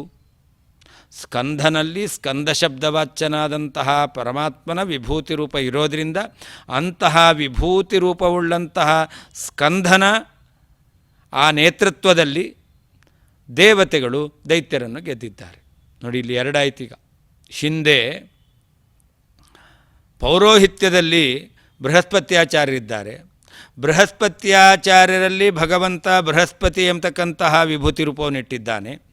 ಅವರ ಮುಂದಾಳುತ್ವ ಮಾರ್ಗದರ್ಶನ ಇರೋದರಿಂದಲೂ ದೇವತೆಗಳಿಗೆ ಜಯ. ಜೊತೆಯಲ್ಲಿ ಯಾವ ಸೇನಾಧಿಪತಿ ಇದ್ದಾನೆ ಅವನಲ್ಲಿಯೂ ಸ್ಕಂಧ ಎಂಬತಕ್ಕಂಥ ಭಗವಂತನ ವಿಭೂತಿ ರೂಪ ಎಂಬತಕ್ಕಂಥದ್ದಿದೆ. ಆ ವಿಭೂತಿ ರೂಪದಿಂದಲೂ ಕೂಡ ದೈತ್ಯರನ್ನು ಗೆಲ್ಲುವಂಥ ಸಾಮರ್ಥ್ಯ ದೇವತೆಗಳಿಗೆ ಬಂದಿದೆ. ಹೀಗೆ ಭಗವಂತನ ಸ್ಕಂಧ ಎಂಬತಕ್ಕಂಥ ವಿಭೂತಿ ರೂಪವನ್ನು 24ನೇ ಶ್ಲೋಕ ನಮಗೆ ತಿಳಿಸಿಕೊಡ್ತಾ ಇದೆ. ಭಗವಂತ ಸ್ಕಂದ ಶಬ್ದವಾಚ್ಯನಾಗಿದ್ದಾನೆ. ಭಗವಂತನನ್ನೇ ಸ್ಕಂಧ ಅಂತ ಕರೀತಾರೆ. ಯಾಕೆ ಭಗವಂತನನ್ನು ಸ್ಕಂಧ ಅಂತ ಕರೀತಾರೆ ಅಂದರೆ ಭಗವಂತ ಜಗತ್ತನ್ನು ಸೃಷ್ಟಿ ಮಾಡ್ತಾ ಇದ್ದಾನೆ. ಜಗತಃ ಸ್ಕಂಧನಾತ್ ಅಂತ, ಜಗತ್ತನ್ನು ಸೃಷ್ಟಿ ಮಾಡ್ತಾ ಇದ್ದಾನೆ. ಸ್ಕಂಧ ಅಂತಂದರೆ ಸೃಷ್ಟಿ ಮಾಡೋದು ಅಂತ ಅರ್ಥ, ಉತ್ಪತ್ತಿಯನ್ನು ಮಾಡೋದು ಅಂತ ಅರ್ಥ, ನಿರ್ಮಾಣ ಮಾಡೋದು ಅಂತ ಅರ್ಥ. ಭಗವಂತ ಇಡೀ ಜಗತ್ತನ್ನು ನಿರ್ಮಾಣ ಮಾಡ್ತಾ ಇದ್ದಾನೆ. ಜಗತ್ತು ಅಂತಂದರೆ ಕೇವಲ ಜಡವಾದ ಜಗತ್ತಲ್ಲ, ನಾವು ಹೇಳ್ತೇವೆ ಚೇತನಾತ್ಮಕವಾದ ಜಗತ್ತು ಅಂತ. ಹೀಗೆ ಜೀವಜಡಾತ್ಮಕವಾಗಿರ್ತಕ್ಕಂಥ ಜಗತ್ತನ್ನು ಭಗವಂತ ಸೃಷ್ಟಿ ಮಾಡೋದರಿಂದ ಇತರರಿಗೆ ಸಾಧ್ಯವಾಗದೇ ಇರತಕ್ಕಂತಹ ಈ ಒಂದು ವಿಶಿಷ್ಟವಾದಂತಹ ವ್ಯಾಪಾರ ಭಗವಂತ ಮಾಡ್ತಾ ಇದ್ದಾನೆ. ಆದ್ದರಿಂದ ಅವನನ್ನು ಸ್ಕಂಧ ಅಂತ ಕರೀತಾರೆ. ಆದ್ದರಿಂದಲೇ ಭಗವಂತನ ಗುಣಗಳನ್ನು ಬ್ರಹ್ಮಸೂತ್ರದಲ್ಲಿ ವೇದವ್ಯಾಸದೇವರು ಉಲ್ಲೇಖ ಮಾಡಬೇಕಾದರೆ ಓಂ ಜನ್ಮಾದ್ಯಸ್ಯ ಯತಃ ಓಂ ಅಂತ ಭಗವಂತನ ವ್ಯಕ್ತಿತ್ವ ಎಂಥದ್ದು, ಯಾವ ಗುಣವಿಶಿಷ್ಟನನ್ನಾಗಿ ಭಗವಂತನನ್ನು ನಾವು ಜಿಜ್ಞಾಸೆ ಮಾಡಬೇಕು, ವಿಚಾರ ಮಾಡಬೇಕು ಅಂತ ಪ್ರಶ್ನೆ ಬಂದಾಗ ಅದಕ್ಕೆ ಉತ್ತರ ಕೊಟ್ಟದ್ದು ಜನ್ಮಾದ್ಯಸ್ಯ ಯತಃ, ಭಗವಂತ ಜಗಜ್ಜನ್ಮಾದಿ ಕಾರಣ. ಅಷ್ಟೇ ಅಲ್ಲ, ಶ್ರುತಿಯೂ ಕೂಡ ಸತ್ಯಂ ಜ್ಞಾನಮನಂತಂ ಬ್ರಹ್ಮ ಅಂತ ಭಗವಂತನ ಸತ್ಯತ್ವ, ಜ್ಞಾನತ್ವ, ಅನಂತತ್ವ ಇವುಗಳನ್ನು ಉಲ್ಲೇಖ ಮಾಡಿತು. ಭಗವಂತನಲ್ಲಿ ಸತ್ಯತ್ವ, ಜ್ಞಾನತ್ವ, ಅನಂತತ್ವ ಗುಣಗಳಿದೆ ಅಂತ ಹೇಗೆ ತಿಳ್ಕೊಳ್ಳೋದು? ಅದಕ್ಕೆ ಉಪನಿಷತ್ತು ಹೇಳಿದ್ದು ಯತೋ ವಾ ಇಮಾನಿ ಭೂತಾನಿ ಜಾಯಂತೆ ಅಂತ. ಈ ಇಡೀ ಜಗತ್ತನ್ನು ಸೃಷ್ಟಿ ಮಾಡಿದವನು ಭಗವಂತ ಅಂತ ಆ ಭಗವಂತನಲ್ಲಿ ಸತ್ಯತ್ವ, ಜ್ಞಾನತ್ವ, ಅನಂತತ್ವಾದಿಗಳನ್ನು ಉಪಪಾದನೆ ಮಾಡಲಿಕ್ಕೋಸ್ಕರ ಭಗವಂತನ ಈ ಜಗತ್ಕರ್ತೃತ್ವವನ್ನು ಉಪನಿಷತ್ತು ಉಲ್ಲೇಖ ಮಾಡಿದೆ. ಹಾಗಾದರೆ ಭಗವಂತ ಅವನು ಒಬ್ಬನೇ ಇಡೀ ಜಗತ್ತನ್ನು ನಿರ್ಮಾಣ ಮಾಡಲಿಕ್ಕೆ ಬೇಕಾಗಿರ್ತಕ್ಕಂತಹ ಸಾಮರ್ಥ್ಯವನ್ನು ಹೊಂದಿದ್ದಾನೆ. ಆದ್ದರಿಂದ ಆ ಭಗವಂತನೇ ಸ್ಕಂಧ ಶಬ್ದ ವಾಚ್ಯನಾದವನು. ಉಳಿದವರೂ ಜಗತ್ತನ್ನು ನಿರ್ಮಾಣ ಮಾಡಿದ್ದಾರೆ, ಆದರೆ ಭಗವಂತ ನಿರ್ಮಾಣ ಮಾಡಿದ ಮೇಲೆ ಭಗವಂತನ ಆದೇಶದಿಂದ, ಭಗವಂತನು ಕೊಟ್ಟಂತಹ ಸಾಮರ್ಥ್ಯದಿಂದ ಜಗತ್ತನ್ನು ನಿರ್ಮಾಣ ಮಾಡಿದ್ದಾರೆ. ಸ್ವತಂತ್ರವಾಗಿ ಜಗತ್ತನ್ನು ನಿರ್ಮಾಣ ಮಾಡುವಂತಹ ಶಕ್ತಿ ಬ್ರಹ್ಮಾದಿ ದೇವತೆಗಳಿಗೆ ಇಲ್ಲವೇ ಇಲ್ಲ. ಭಾಗವತ ಉಲ್ಲೇಖ ಮಾಡಿದೆ, ಭಗವಂತ 24 ತತ್ವಗಳನ್ನು ಸೃಷ್ಟಿ ಮಾಡಿದ. ಪಂಚಭಿರ್ಬ್ರಹ್ಮ ಚತುರ್ಭಿಃ ದಶಭಿಸ್ತತ ಗಣಂ ಏತಚ್ಚತುರ್ವಿಂಶತಿಭಿಃ ಗಣಂ ಪ್ರಾಧಾನಿಕಂ ವಿದುಹು ಎಂಬುದಾಗಿ ಭಾಗವತ ಉಲ್ಲೇಖ ಮಾಡಿದೆ. 24 ತತ್ವಗಳನ್ನು ಭಗವಂತ ಸೃಷ್ಟಿ ಮಾಡಿದ. 24 ತತ್ವಗಳಿಗೆ ಅಭಿಮಾನಿಯಾದಂಥ ದೇವತೆಗಳನ್ನು ಸೃಷ್ಟಿ ಮಾಡಿದ. ತತ್ವಾಭಿಮಾನಿಯಾದ ದೇವತೆಗಳಿಗೆ ಅವರಿಂದ ಅಭಿಮನ್ಯಮಾನವಾದಂತಹ ತತ್ವಗಳನ್ನು ಕೊಟ್ಟು ಈ ಬ್ರಹ್ಮಾಂಡವನ್ನು ನಿರ್ಮಾಣ ಮಾಡಿ ಅಂತ ಭಗವಂತ ಅವರಿಗೆ ಆದೇಶ ಮಾಡಿದ. ಭಗವಂತನಿಂದ ಆದಿಷ್ಟರಾದ ಬ್ರಹ್ಮಾದಿ ದೇವತೆಗಳು ಬ್ರಹ್ಮಾಂಡ ನಿರ್ಮಾಣದಲ್ಲಿ ಅಸಕ್ತರಾಗಿ ಅಲ್ಲ, ಅಶಕ್ತರಾಗಿ, ಆಸಕ್ತಿ ಇರಲಿಲ್ಲ ಅಲ್ಲ, ಅವರು ಮನಸ್ಸಿಟ್ಟು ಮಾಡಿದರೂ ಕೂಡ ಅವರಿಗೆ ಸಾಮರ್ಥ್ಯ ಇಲ್ಲ, ಅಶಕ್ತರಾಗಿ ಭಗವಂತನನ್ನೇ ಪ್ರಾರ್ಥನೆ ಮಾಡಿದ್ದಾರೆ. ಬ್ರಹ್ಮಾದಿ ದೇವತೆಗಳು ಭಗವಂತನಿಂದ ಆದಿಷ್ಟರಾಗಿ ತಮ್ಮ ಅಸಾಮರ್ಥ್ಯವನ್ನು ಭಗವಂತನಲ್ಲಿ ತೋಡಿಕೊಂಡಾಗ ಭಗವಂತ ಅವರನ್ನು ಅನುಗ್ರಹ ಮಾಡಲಿಕ್ಕೋಸ್ಕರ ಮುಂದೆ ಬ್ರಹ್ಮಾಂಡವನ್ನು ಸೃಷ್ಟಿ ಮಾಡ್ತಾನೆ, ಜಗತ್ತನ್ನು ಸೃಷ್ಟಿ ಮಾಡ್ತಾನೆ. ಹೀಗೆ ಭಗವಂತನಿಂದಲೇ ಈ ಜಗತ್ತು ಸೃಷ್ಟಿಯಾದದ್ದು. ಉಳಿದವರಿಗೆ ಸೃಷ್ಟಿ ಮಾಡುವಂತಹ ಅವಕಾಶವನ್ನು ಭಗವಂತ ಕೊಟ್ಟರೂ ಕೂಡ ಕೇವಲ ಭಗವಂತ ಅವಕಾಶ ಕೊಟ್ಟ ಅಂತಂದರೆ ಪ್ರಳಯ ಕಾಲದ ಅಂತ್ಯದಲ್ಲಿ, ಸೃಷ್ಟಿಕಾಲದ ಆದಿಭಾಗದಲ್ಲಿ ಅವಕಾಶ ಕೊಟ್ಟಿದ್ದಲ್ಲ. ತಾನು 24 ತತ್ವಗಳನ್ನು ಮೊದಲು ಸೃಷ್ಟಿ ಮಾಡಿದ. ಬ್ರಹ್ಮಾಂಡದ ಸೃಷ್ಟಿಗೆ ಬೇಕಾಗಿರತಕ್ಕಂಥ ಮೂಲ ವಸ್ತುಗಳನ್ನು ಸೃಷ್ಟಿ ಮಾಡಿ ಆ ಮೂಲ ವಸ್ತುಗಳನ್ನು ಕೊಟ್ಟು ದೇವತೆಗಳಿಗೆ ಬ್ರಹ್ಮಾಂಡವನ್ನು ಸೃಷ್ಟಿ ಮಾಡಲಿಕ್ಕೆ ಹೇಳಿದ. ಹೀಗೆ ಯಾವ ಮೂಲ ವಸ್ತುಗಳನ್ನು ಕೊಟ್ಟರೂ ಕೂಡ ಬ್ರಹ್ಮಾದಿ ದೇವತೆಗಳಿಗೆ ಈ ಬ್ರಹ್ಮಾಂಡ ನಿರ್ಮಾಣ, ಜಗನ್ನಿರ್ಮಾಣ ಅವರಿಂದ ಸಾಧ್ಯ ಆಗಲಿಲ್ಲ ಅಂತಾದರೆ ಆ ಜಗನ್ನಿರ್ಮಾತೃತ್ವ ಭಗವಂತನಲ್ಲೇ ಇರತಕ್ಕಂಥದ್ದು, ಭಗವಂತನೇ ಮಾಡಲಿಕ್ಕೆ ಸಾಧ್ಯ. ಆದ್ದರಿಂದ ಭಗವಂತ ಅವನೊಬ್ಬನೇ ಜಗತ್ಕರ್ತೃ, ಸೃಷ್ಟಿ ಸಂಹಾರಾದಿಗಳನ್ನು ಮಾಡತಕ್ಕಂಥವನು. ಆದ್ದರಿಂದ ಅವನನ್ನು ಸ್ಕಂಧ ಅಂತ ಕರೀತಾರೆ. ಮುಖ್ಯವಾಗಿ ಸ್ಕಂದ ಶಬ್ದವಾಚ್ಯನಾಗಿರ್ತಕ್ಕಂಥವನು ಪರಮಾತ್ಮನೇ ಆಗಿದ್ದಾನೆ. ಬೇಕಾದ ವಸ್ತುಗಳು, ಮನೆ ಕಟ್ಟಲಿಕ್ಕೆ ಬೇಕಾಗಿರ್ತಕ್ಕಂತಹ ಮರಳು, ಇಟ್ಟಿಗೆ, ಸಿಮೆಂಟು, ನೀರು, ಕಬ್ಬಿಣ ಎಲ್ಲವನ್ನೂ ಕೂಡ ಕೊಡಬಹುದು. ಆದರೆ ಎಲ್ಲ ವ್ಯಕ್ತಿಗಳು ಮನೆಯನ್ನು ಕಟ್ಟುವಂತಹ ಆ ಜ್ಞಾನವನ್ನು ಹೊಂದಿಲ್ಲ. ವಸ್ತುಗಳಿರಬಹುದು, ವ್ಯಕ್ತಿ ಇದ್ದಾರೆ, ವ್ಯಕ್ತಿಗಳಿಗೆ ವಸ್ತುಗಳಿಂದ ಕೆಲಸ ಮಾಡುವಂತಹ ವಿಧಾನ ತಿಳಿದಿಲ್ಲ ಅಂತಾದರೆ, ವ್ಯಕ್ತಿ ಇದ್ದರೂ ವಸ್ತುಗಳಿದ್ದರೂ ಅದರಿಂದ ನಾವು ನಿರ್ಮಾಣ ರೂಪವಾದಂತಹ ಫಲವನ್ನು ಪಡೀಲಿಕ್ಕೆ ಸಾಧ್ಯ ಇಲ್ಲ. ಹೇಗೋ ಹಾಗೆ ಈ ನಿರ್ಮಾಣ ಮಾಡಲಿಕ್ಕೆ ಬೇಕಾದ ವಸ್ತುಗಳನ್ನು ಭಗವಂತ ಸೃಷ್ಟಿ ಮಾಡಿಕೊಟ್ಟ. ಜಗನ್ನಿರ್ಮಾಣ ಮಾಡಲಿಕ್ಕೆ ಬೇಕಾದಂಥ ವ್ಯಕ್ತಿಗಳನ್ನು ಭಗವಂತ ಶರೀರ ಕೊಟ್ಟು ನಿರ್ಮಾಣ ಮಾಡಿದ. ಆದರೆ ಭಗವಂತ ನಿರ್ಮಾಣ ಮಾಡಿದಂತಹ ಶರೀರವುಳ್ಳಂತಹ ದೇವತೆಗಳಿಗೆ ಭಗವಂತ ನಿರ್ಮಾಣ ಮಾಡಲಿಕ್ಕೆ ಬೇಕಾಗಿರ್ತಕ್ಕಂಥ ಮೂಲ ವಸ್ತುಗಳನ್ನು ಅವನು ತಯಾರಿಸಿಕೊಟ್ಟರೂ ಕೂಡ ಅದರಿಂದ ಬ್ರಹ್ಮಾಂಡವನ್ನು, ಜಗತ್ತನ್ನು ನಿರ್ಮಾಣ ಮಾಡಲಿಕ್ಕೆ ಅವರಿಂದ ಸಾಧ್ಯವಾಗಲಿಲ್ಲ. ಹೀಗೆ ಭಗವಂತನೇ ಜಗಜ್ಜನ್ಮಾದಿ ಕಾರಣನಾಗಿದ್ದಾನೆ, ಜಗತ್ತಿನ ಸೃಷ್ಟಿಗೆ ಕಾರಣನಾಗಿದ್ದಾನೆ. ಆದ್ದರಿಂದ ಭಗವಂತನನ್ನು ಸ್ಕಂಧ ಅಂತ ಕರೀತಾರೆ. ಭಗವಂತ ಸೃಷ್ಟಿ ಮಾಡಿದಂತಹ ಭಗವಂತ ತನ್ನಲ್ಲಿ ವಿಶಿಷ್ಟವಾಗಿರ್ತಕ್ಕಂತಹ ಒಂದು ಶಕ್ತಿಯನ್ನು ತೋರಿದ್ದಾನೆ. ಹಾಗೆಯೇ ಸ್ಕಂಧನ ಒಳಗಡೆ ಭಗವಂತ ಸನ್ನಿಹಿತನಾಗಿ ಅವನಿಂದಲೂ ಕೂಡ ಒಂದು ಸೃಷ್ಟಿಯನ್ನು ಮಾಡಿದ. ಏನು ಸೃಷ್ಟಿ ಮಾಡಿದ ಅಂತಂದರೆ, ದೇವತೆಗಳಿಗೆ ಜಯ, ದೇವತೆಗಳಿಗೆ ವಿಜಯ, ದೇವತೆಗಳಿಗೆ ಗೆಲುವು ಎಂಬತಕ್ಕಂಥದ್ದನ್ನು ಭಗವಂತ ತಂದುಕೊಟ್ಟಿದ್ದಾನೆ. ಹೀಗೆ ಸ್ಕಂಧನಲ್ಲಿದ್ದು ಸ್ಕಂಧನ ಮೂಲಕ ದೇವತೆಗಳಿಗೆ ವಿಜಯವನ್ನು ತಂದುಕೊಟ್ಟಂಥವನು ಪರಮಾತ್ಮ ಅಂತ ಪರಮಾತ್ಮನನ್ನು ನಾವು ಚಿಂತನೆ ಮಾಡಬೇಕು. ಹೀಗೆ ಭಗವಂತ ಪ್ರತಿಯೊಬ್ಬ ಜೀವರಲ್ಲಿಯೂ ಕೂಡ, ಒಬ್ಬ ವ್ಯಕ್ತಿ ತಾನು ತನ್ನ ಜೀವನದಲ್ಲಿ ಏನಾದರೂ ಒಂದು ಸಾಧಿಸ್ತಾನೆ ಅಂತಾದರೆ ಅವನು ಕೂಡ ಸೇನಾನಿಯಾಗಿ ಕೆಲಸ ಮಾಡಬೇಕು. ಈ ಫಲವನ್ನು ಪಡೆಯಲಿಕ್ಕೆ ಅವನು ಸೇನಾನಿಯ ಸ್ಥಾನದಲ್ಲಿರ್ತಾನೆ. ಭಗವಂತನನ್ನು ಸ್ಕಂಧ ಸೇನಾನಿಗಳಲ್ಲಿ ಅಗ್ರಗಣ್ಯನಾದಂಥ ಸ್ಕಂಧನಲ್ಲಿ ಸನ್ನಿಹಿತನಾಗಿದ್ದಾನೆ ಅಂತ ಅನುಸಂಧಾನ ಮಾಡಿ ನಾವು ಏನು ಕೆಲಸವನ್ನು ಮಾಡ್ತಾ ಇದ್ದೇವೆ, ಫಲವನ್ನು ಪಡೆಯಬೇಕಾಗಿದೆ, ಅಲ್ಲಿಯೂ ಕೂಡ ನಮ್ಮಲ್ಲಿ ಭಗವಂತ ಸೇನಾನಿಯನ್ನಾಗಿ ನಮ್ಮನ್ನು ಮಾಡಿ ತಾನು ಸ್ಕಂದ ರೂಪದಿಂದ ಇದ್ದು ನಮ್ಮಿಂದ ಈ ಕೆಲಸವನ್ನು ಮಾಡಿಸಿ ನಮಗೆ ಫಲವನ್ನು ಕೊಡ್ತಾನೆ ಅಂತ ನಾವು ಅನುಸಂಧಾನ ಮಾಡಿದರೆ ನಾವು ಆ ಪಡೆಯಬೇಕಾದ ಫಲವನ್ನು ಪಡೆಯಬಹುದು ಎಂಬತಕ್ಕಂಥ ಸಂದೇಶವನ್ನು ಇಲ್ಲಿ ನಾವು ತಿಳಿಯಬಹುದು. ಹೀಗೆ ಭಗವಂತ ತನ್ನ ಸ್ಕಂದ ಎಂಬತಕ್ಕಂತಹ ವಿಭೂತಿ ರೂಪದ ಬಗ್ಗೆ ಅರ್ಜುನನಿಗೆ ವಿವರಣೆ ನೀಡಿದ್ದಾನೆ ಅಂತ ಹೇಳ್ತಾ ಭಗವಂತನಿಗೆ ಅರ್ಪಣೆ ಮಾಡೋಣ. ಶ್ರೀಕೃಷ್ಣಾರ್ಪಣವಸ್ತು. ಇಲ್ಲಿಯವರೆಗೂ ಭಗವದ್ಗೀತೆಯ ಅತ್ಯಂತ ಅಪೂರ್ವವಾದ ಅರ್ಥಗಳನ್ನು, ಬೇರೆ ಬೇರೆ ಪುರಾಣಗಳಲ್ಲಿ ಬಂದಿರುವ ವಿಷಯಗಳನ್ನು ಶ್ರೀಕೃಷ್ಣನು ಹೇಗೆ ಗೀತೆಯಲ್ಲಿ ತೋರಿಸಿದ್ದಾನೆ ಎಂಬುದನ್ನು ಆಚಾರ್ಯರ ಮೂಲಕವಾಗಿ ನಾವು ತಿಳಿದುಕೊಂಡಿದ್ದೇವೆ. ಹಾಗಾದರೆ ಚಿಂತನೆಯನ್ನು ಮಾಡಿ ಆಗಿದೆ. ಇನ್ನು ಮುಂದೆ ಅದರ ಪಠಣ ನಡಿಬೇಕಾಗಿದೆ, ಪಾರಾಯಣ ಆಗಬೇಕಾಗಿದೆ. ನಾವೆಲ್ಲರೂ ಸೇರಿ ಅದರ ಪಾರಾಯಣವನ್ನು ಪ್ರಾರಂಭಿಸೋಣ. ಅಥ ಶ್ರೀ ಭಗವದ್ಗೀತಾಸು ಉಪನಿಷತ್ಸು ಬ್ರಹ್ಮವಿದ್ಯಾಯಾಂ ಯೋಗಶಾಸ್ತ್ರೇ ಶ್ರೀಕೃಷ್ಣಾರ್ಜುನ ಸಂವಾದೇ ವಿಭೂತಿಯೋಗೋ ನಾಮ ದಶಮೋಧ್ಯಾಯಃ. ಶ್ರೀಭಗವಾನುವಾಚ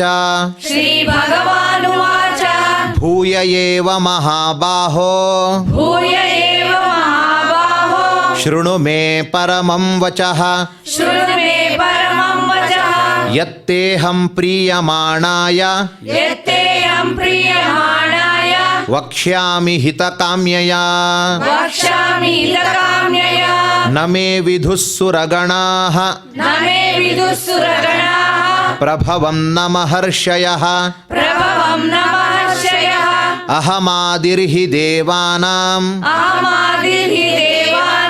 महर्षीणाञ्च सर्वशः महर्षीणां च सर्वशः यो मामजमनादिञ्च यो मामजनमादिं च वेत्ति लोकमहेश्वरम् वेत्ति लोकमहेश्वरम् असम्मूढः समर्त्येषु असम्मूढस्य मर्तेषु सर्वपापैः प्रमुच्यते सर्वपापैः प्रमुच्यते बुद्धिर्ज्ञानमसम्मोहः बुद्धिर्ज्ञानसम्मोहः क्षमा सत्यं दमः शमः क्षमा सत्यं दमः शमः सुखं दुःखं भवो भावो सुखं दुःखं भवो भावो भयं च भयमेव च भयं च भयमेव च अहिंसा समता तुष्टिः अहिंसा समता तुष्टिः तपोदानं यशो यशः तपोदानं यशो यशः भवन्ति भावा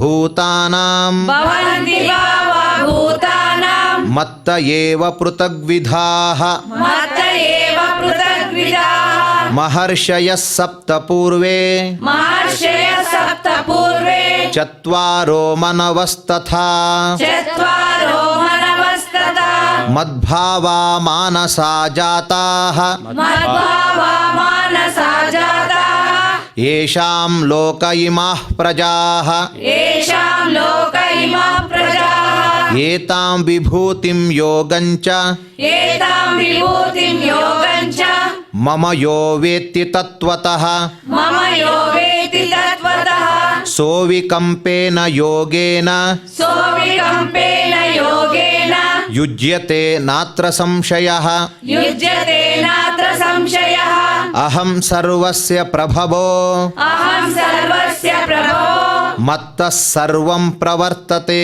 मत्तः सर्वं प्रवर्तते इति मत्वा भजन्ते माम् इति मत्वा भजन्ते मां बुधा भावसमन्विताः बुधा भावसमन्विताः मच्चित्ता मद्गतप्राणाः मच्चित्ता मद्गतः प्राणाः बोधयन्तः परस्परं बोधयन्तः परस्परं कथयन्तश्च मां नित्यं कथयन्तश्च मां नित्यं तुष्यन्ति च रमन्ति च तुष्यन्ति च रमन्ति च तेषां सततयुक्तानां तेषां सततयुक्तानां भजतां प्रीतिपूर्वकं भजतां प्रीतिपूर्वकं ददामि बुद्धियोगं तं ददामि बुद्धियोगं तं येन मामुपयान्ति ते येन मामुपयान्ति ते तेषामेवानुकम्पार्थम् तेषामेवानुकम्पार्थम् अहमज्ञानजं तमः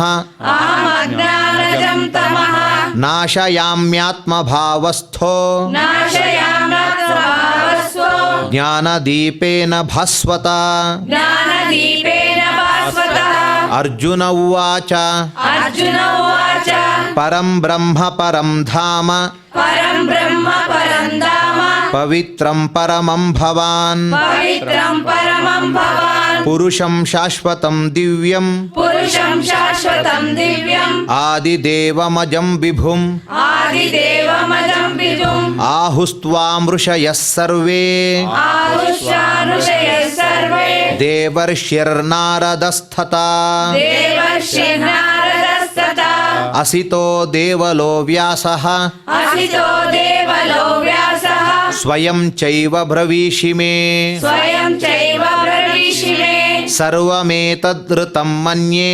सर्वमेतद्धृतं मन्ये यन्मां वदसि केशव यन्मां वदसि केशव न हि ते भगवद्व्यक्तिं न हि ते भगवद्व्यक्तिं विदुर्देवानदानवाः विदुर्देवानदानवाः स्वयमेवात्मनात्मानं स्वयमेवात्मनात्मानं वेत्थत्वं पुरुषोत्तम वेदत्वं पुरुषोत्तम भूतभावनभूतेश भूतभावन भूतेश देवदेव जगत्पते देवदेव जगत्पते वक्तुमर्हस्य शेषेण वक्तुमर्हस्य शेषेण दिव्या ह्यात्मविभूतयः दिव्यात्मविभूतयः ಯಾಭಿರ್ವಿಭೂತಿಭಿರ್ಲೋಕಾನ್ याभिर्विभूतिर्लोकान् ಇಮಾಂಸ್ತ್ವಂ ವ್ಯಾಪ್ಯ ತಿಷ್ಠಸಿ इमां स्वं व्याप्य तिष्ठसि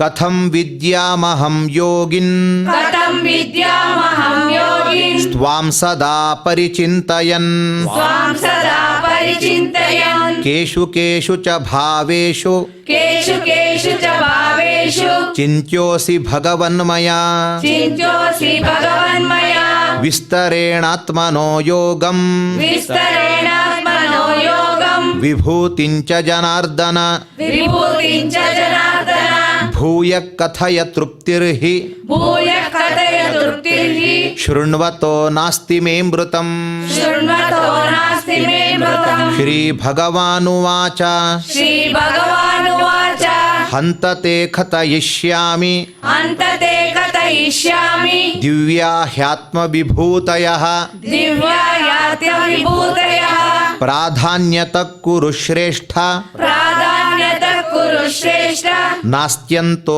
ವಿಸ್ತರಸ್ಯ ಮೇ नास्यन्तो विस्तरस्य मे ಅಹಮಾತ್ಮ ಗುಡಾಕೇಶ अहमात्मा गुडाकेश ಸರ್ವಭೂತಾಶಯಸ್ಥಿತಃ सर्वभूताश्रयस्थितः ಅಹಮಾದಿಶ್ಚ ಮಧ್ಯಂಚ अहमादिश्च मध्यञ्च ಭೂತಾನಾಮಂತ ಏವ ಚ भूतानामन्त एव च ಆದಿತ್ಯಾನಾಮಹಂ ವಿಷ್ಣುಃ आदित्यानामहं विष्णुः ಜ್ಯೋತಿಷಾಂ ರವಿರಂಶುಮಾನ್ ज्योतिषां रविरंशुमान् ಮರೀಚಿರ್ಮರುತಾಮಸ್ಮಿ मरीचिर्मरुतामस्मि ನಕ್ಷತ್ರಾಣಾಮಹಂ ಶಶಿ नक्षत्राणामहं शशि ವೇದಾನಾಂ ಸಾಮವೇದೋಸ್ಮಿ वेदानां सामवेदोऽस्मि ದೇವಾನಾಮಸ್ಮಿ ವಾಸವಃ देवानामस्मि वासवः ಇಂದ್ರಿಯಾಣಾಂ ಮನಶ್ಚಾಸ್ಮಿ इन्द्रियाणां मनश्चास्मि ಭೂತಾನಾಮಸ್ಮಿ ಚೇತನಾ भूतानामस्मि चेतना ರುದ್ರಾಣಾಂ ಶಂಕರಶ್ಚಾಸ್ಮಿ रुद्राणां शङ्करश्चास्मि ವಿತ್ತೇಶೋ ಯಕ್ಷರಕ್ಷಸಾಂ वित्तेषो यक्षरक्षसा ವಸೂನಾಂ ಪಾವಕಶ್ಚಾಸ್ಮಿ वसूनां पावकश्चास्मि ಮೇರುಶಿಖರಿಣಾಮಹಂ मेरुशिखरिणामहं ಪುರೋಧಸಾಂ ಚ ಮುಖ್ಯಂ ಮಾಂ पुरोधसां च मुख्यानां ವಿದ್ಧಿ ಪಾರ್ಥ ಬೃಹಸ್ಪತಿಂ विद्धि पार्थ बृहस्पतिं ಸೇನಾನೀನಾಮಹಂ ಸ್ಕಂದಃ सेनानीनामहं स्कन्दः ಸರಸಾಮಸ್ಮಿ ಸಾಗರಃ सरसामस्मि सागरः ಮಹರ್ಷೀಣಾಂ ಭೃಗುರಹಂ महर्षीणां भृगुरहं ಗಿರಾಮಸ್ಮೇಕಮಕ್ಷರಂ गिरामस्मेकमक्षरं ಯಜ್ಞಾನಾಂ ಜಪಯಜ್ಞೋಸ್ಮಿ यज्ञानां जपयज्ञोऽस्मि ಸ್ಥಾವರಾಣಾಂ ಹಿಮಾಲಯಃ स्थावराणां हिमालयः ಅಶ್ವತ್ಥಃ ಸರ್ವವೃಕ್ಷಾಣಾಂ अश्वत्थः सर्ववृक्षाणां ದೇವರ್ಷೀಣಾಂ ಚ ನಾರದಃ देवर्षीणां च नारदः ಗಂಧರ್ವಾಣಾಂ ಚಿತ್ರರಥಃ गन्धर्वाणां चित्ररथः ಸಿದ್ಧಾನಾಂ ಕಪಿಲೋ ಮುನಿಃ सिद्धानां कपिलो मुनिः ಉಚ್ಛೈಶ್ರವಸಮಶ್ವಾನಾಂ उच्चैश्रवसमश्वानां ವಿದ್ಧಿ ಮಾಮೃತೋದ್ಭವಂ विद्धि माममृतोद्भवम् ಐರಾವತಂ ಗಜೇಂದ್ರಾಣಾಂ ऐरावतं गजेन्द्राणां ನರಾಣಾಂ ಚ ನರಾಧಿಪಂ नराणां च नराधिपम् ಆಯುಧಾನಾಮಹಂ ವಜ್ರಂ आयुधानामहं वज्रं ಧೇನೂನಾಮಸ್ಮಿ ಕಾಮಧುಕ್ धेनूनामस्मि कामधुक् ಪ್ರಜನಶ್ಚಾಸ್ಮಿ ಕಂದರ್ಪಃ प्रजनश्चास्मि गन्धर्पः ಸರ್ಪಾಣಾಮಸ್ಮಿ ವಾಸುಕಿಃ सर्पाणामस्मि वासुकिः ಅನಂತಶ್ಚಾಸ್ಮಿ ನಾಗಾನಾಂ अनन्तश्चास्मि नागानां ವರುಣೋ ಯಾದಸಾಮಹಂ वरुणो यादसामहं ಪಿತॄಣಾಮರ್ಯಮಾ ಚಾಸ್ಮಿ पितॄणामार्यमा चास्मि ಯಮಃ ಸಂಯಮತಾಮಹಂ यमः संयामहं ಪ್ರಹ್ಲಾದಶ್ಚಾಸ್ಮಿ ದೈತ್ಯಾನಾಂ प्रह्लादश्चास्मि दैत्यानां ಕಾಲಕಲಯತಾಮಹಂ कालकलयतामहं ಮೃಗಾಣಾಂಚ ಮೃಗೇಂದ್ರೋಹಂ मृगाणां च मृगेन्द्रोऽहम् ವೈನತೇಯಶ್ಚ ಪಕ್ಷಿಣಾಂ वैनतेयश्च पक्षिणां ಪವನಪ್ಪವತಾಮಸ್ಮಿ पवनपवतामस्मि ರಾಮಶಸ್ತ್ರಭೃತಾಮಹಂ रामशस्त्रभृतामहम् ಝಷಾಣಾಮಕರಶ್ಚಾಸ್ಮಿ झषाणामकरश्चास्मि ಸ್ತ್ರೋತಸಾಮಸ್ಮಿ ಜಾಹ್ನವೀ स्तोत्रसामस्मि जाह्नवी ಸರ್ಗಾಣಾಮಾದಿರಂತಶ್ಚ सर्गाणामादिरन्तश्च ಮಧ್ಯಂ ಚೈವಾಹಮರ್ಜುನ मध्यं चैवाहमर्जुन ಅಧ್ಯಾತ್ಮವಿದ್ಯಾ ವಿದ್ಯಾನಾಂ अध्यात्मविद्याविद्यानां ವಾದ ಪ್ರವದತಾಮಹಂ वादप्रवदतामहम् ಅಕ್ಷರಾಣಾಮಕಾರೋಸ್ಮಿ अक्षराणामकारोऽस्मि ದ್ವಂದ್ವಸಾಮಾಸಿಕಸ್ಯ ಚ गन्धसामासिकस्य च ಅಹಮೇವಾಕ್ಷಯಃಕಾಲೋ अहमेवाक्षयकालो ಧಾತಾಹಂ ವಿಶ್ವತೋ ಮುಖಃ दाताहं विश्वतो मुखः ಮೃತ್ಯುಃ ಸರ್ವಹರಶ್ಚಾಹಂ मृत्युः सर्वहरश्चाहम् ಉದ್ಭವಶ್ಚ ಭವಿಷ್ಯತಾಂ उद्भवश्च भविष्यताम् ಕೀರ್ತಿಶ್ರೀರ್ವಾಕ್ಚ ನಾರೀಣಾಂ कीर्तिश्रीराजनारीणाम् ಸ್ಮೃತಿರ್ಮೇಧಾ ಧೃತಿಃ ಕ್ಷಮಾ श्रुतिर्मेधा धृतिक्षमा ಬೃಹತ್ಸಾಮ ತಥಾ ಸಾಮ್ನಾಂ बृहत्साम तथा साम्नाम् ಗಾಯತ್ರೀ ಛಂದಸಾಮಹಂ गायत्री छन्दसामहम् ಮಾಸಾನಾಮಾರ್ಗಶೀರ್ಷೋಹಂ मासानां मार्गशीर्षोऽहम् ಋತೂನಾಂ ಕುಸುಮಾಕರಃ ऋतूनां कुसुमाकरः ದ್ಯೂತಂ ಛಲಯತಾಮಸ್ಮಿ दूतं चलयतामस्मि ತೇಜಸ್ತೇಜಸ್ವಿನಾಮಹಂ तेजस्तेजस्विनामहम् ಜಯೋಸ್ಮಿ ವ್ಯವಸಾಯೋಸ್ಮಿ जयोऽस्मि व्यवसायोऽस्मि ಸತ್ವಂ ಸತ್ವವತಾಮಹಂ सत्त्वं सत्त्ववतामहम् ವೃಷ್ಣೀನಾಂ ವಾಸುದೇವೋಸ್ಮಿ वृष्णीनां वासुदेवोऽस्मि ಪಾಂಡವಾನಾಂ ಧನಂಜಯಃ पाण्डवानां धनञ्जयः ಮುನೀನಾಮಪ್ಯಹಂ ವ್ಯಾಸಃ मुनीनामप्यहं व्यासः ಕವೀನಾಮುಶನಾ ಕವಿಃ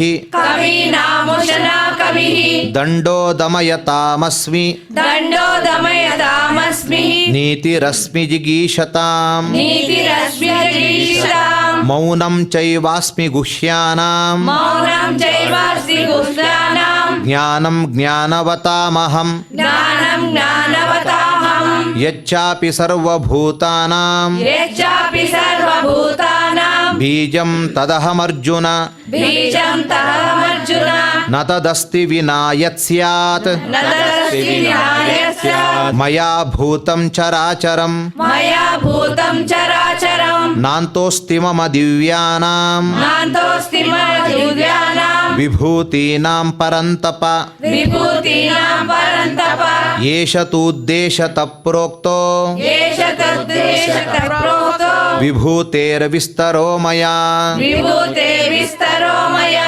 ಯದ್ಯದ್ ವಿಭೂತಿ ಮತ್ಸತ್ವಂ यद्यद्विभूतिमत्सत्त्वं ಶ್ರೀಮದೂರ್ಜಿತಮೇವ ವಾ श्रीमदूर्जितमेव वा ತತ್ತದೇವಾವಗಚ್ಚತ್ವಂ तत्तदेवावगच्छत्तं ಮಮ ತೇಜೋಂಶ ಸಂಭವಂ मम तेजोंशसम्भवम् ಅಥವಾ ಬಹುನೈತೇನ अथवा बहुनैतेन ಕಿಂ ಜ್ಞಾತೇನ ತವಾರ್ಜುನ किं चातेन तवार्जुन ವಿಷ್ಟಭ್ಯಾಹಮಿದಂ ಕೃತ್ಸ್ನಂ विश्वभ्याहमिदं कृष्णम् ಏಕಾಂಶೇನ ಸ್ಥಿತೋ ಜಗತ್ एकांशेन स्थितो जगत् ಓಂ ತತ್ಸದಿತಿ ॐ तत्सदिति ಶ್ರೀಮದ್ಭಗವದ್ಗೀತಾಸೂಪನಿಷತ್ಸು श्रीमद्भगवद्गीतासु उपनिषत्सु ಬ್ರಹ್ಮವಿದ್ಯಾಯಾಂ ब्रह्मविद्यायां ಯೋಗಶಾಸ್ತ್ರೇ योगशास्त्रे ಶ್ರೀಕೃಷ್ಣಾರ್ಜುನ ಸಂವಾದೇ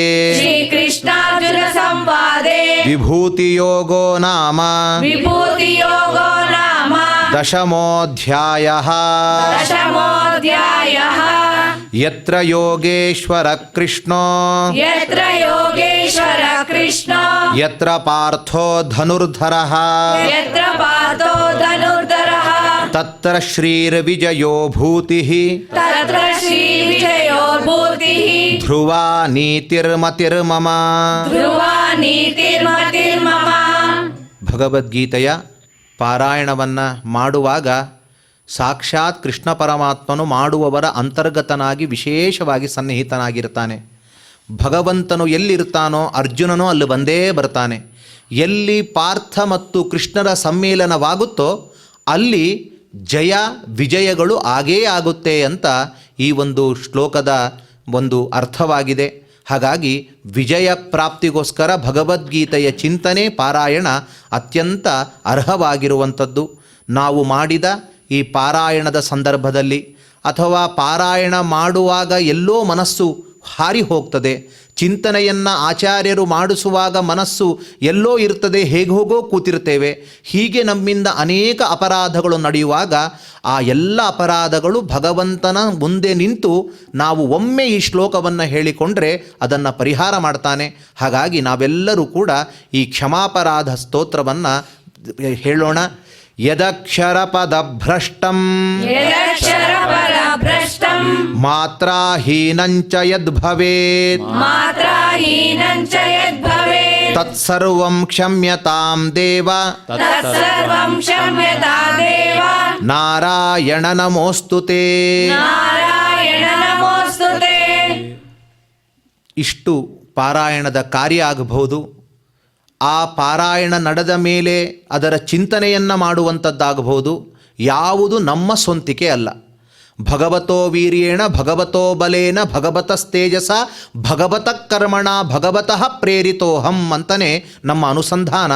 ಅವನು ನಮಗೆ ಪ್ರೇರಣೆ ಇತ್ತು, ಅವನು ನಮಗೆ ಶಕ್ತಿ ಕೊಟ್ಟು, ಅವನು ನಮಗೆ ಮನಸ್ಸಿನಲ್ಲಿ ನಿಂತು ಈ ಕಾರ್ಯವನ್ನು ಮಾಡಿಸ್ತಾ ಇದ್ದಾನೆ.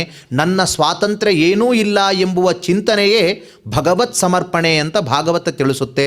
ಆ ರೀತಿಯಲ್ಲಿ ಇದೆಲ್ಲವನ್ನೂ ಕೂಡ ಕಾಯಿಕವಾಗಿ, ಮಾನಸಿಕವಾಗಿ, ವಾಚನಿಕವಾಗಿ ಮಾಡಿರುವ ಎಲ್ಲ ಕಾರ್ಯವೂ ಅವನಿಗೆ ಸಮರ್ಪಣೆ ಮಾಡುವುದೇ ಭಗವತ್ ಸಮರ್ಪಣೆ. ನಾವೆಲ್ಲ ಭಗವತ್ ಸಮರ್ಪಣೆಯನ್ನು ಮಾಡೋಣ.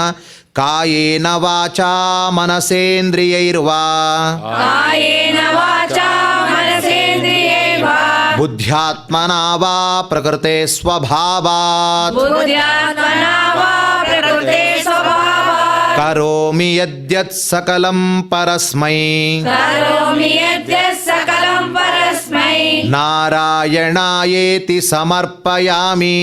ನಾರಾಯಣಾಯೇತಿ ಸಮರ್ಪಯಾಮಿ. ಇಷ್ಟು ಭಗವಂತನ ಚಿಂತನೆ, ಭಗವದ್ಗೀತೆಯ ಪಾರಾಯಣ ಇದೆಲ್ಲ ಮಾಡಿದ್ದೇವೆ. ದೇವರಿಗೆ ಕ್ಷಮಾಪರಾಧವನ್ನು ಸಮರ್ಪಿಸಿದ್ದೇವೆ. ಇದರಿಂದ ಏನು ಬೇಕು ಅಂದರೆ ಇಷ್ಟೇ, ಲೋಕಾ ಸಮಸ್ತ ಸುಖಿನೋ ಭವಂತು. ಇಡೀ ರಾಷ್ಟ್ರವು ಸುಭಿಕ್ಷೆಯಿಂದ ಒಳ್ಳೆಯ ಸುಖವಾಗಿ ಇರುವುದೇ ಈ ಒಂದು TTD ವಾಹಿನಿಯ ಆ ಸಂಸ್ಥೆಯಿಂದ ನಡೆಯುವಂತಹ ಎಲ್ಲ ಕಾರ್ಯಕ್ರಮಕ್ಕೂ ಅದೇ ಫಲ ಎಂಬುದನ್ನು ನಾವು ಅರಿತುಕೊಳ್ಳಬೇಕು. ಹಾಗಾಗಿ ಆ ಲೋಕದ ಕ್ಷೇಮ ಪ್ರಾರ್ಥನೆಯನ್ನು ನಾವು ಮಾಡೋಣ.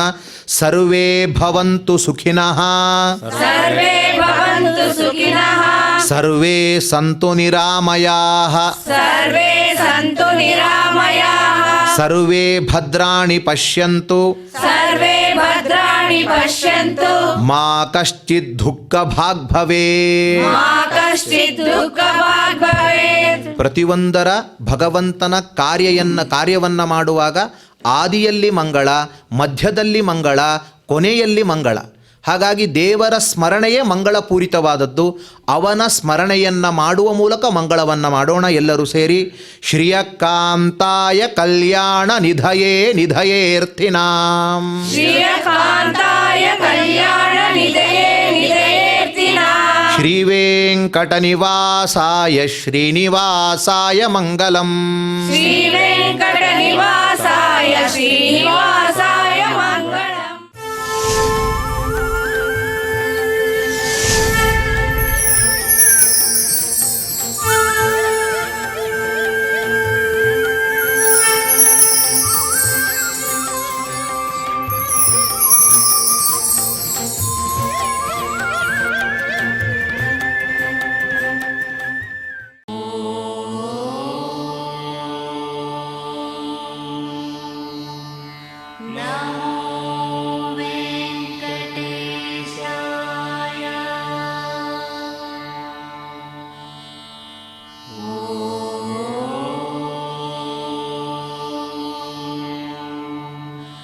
Now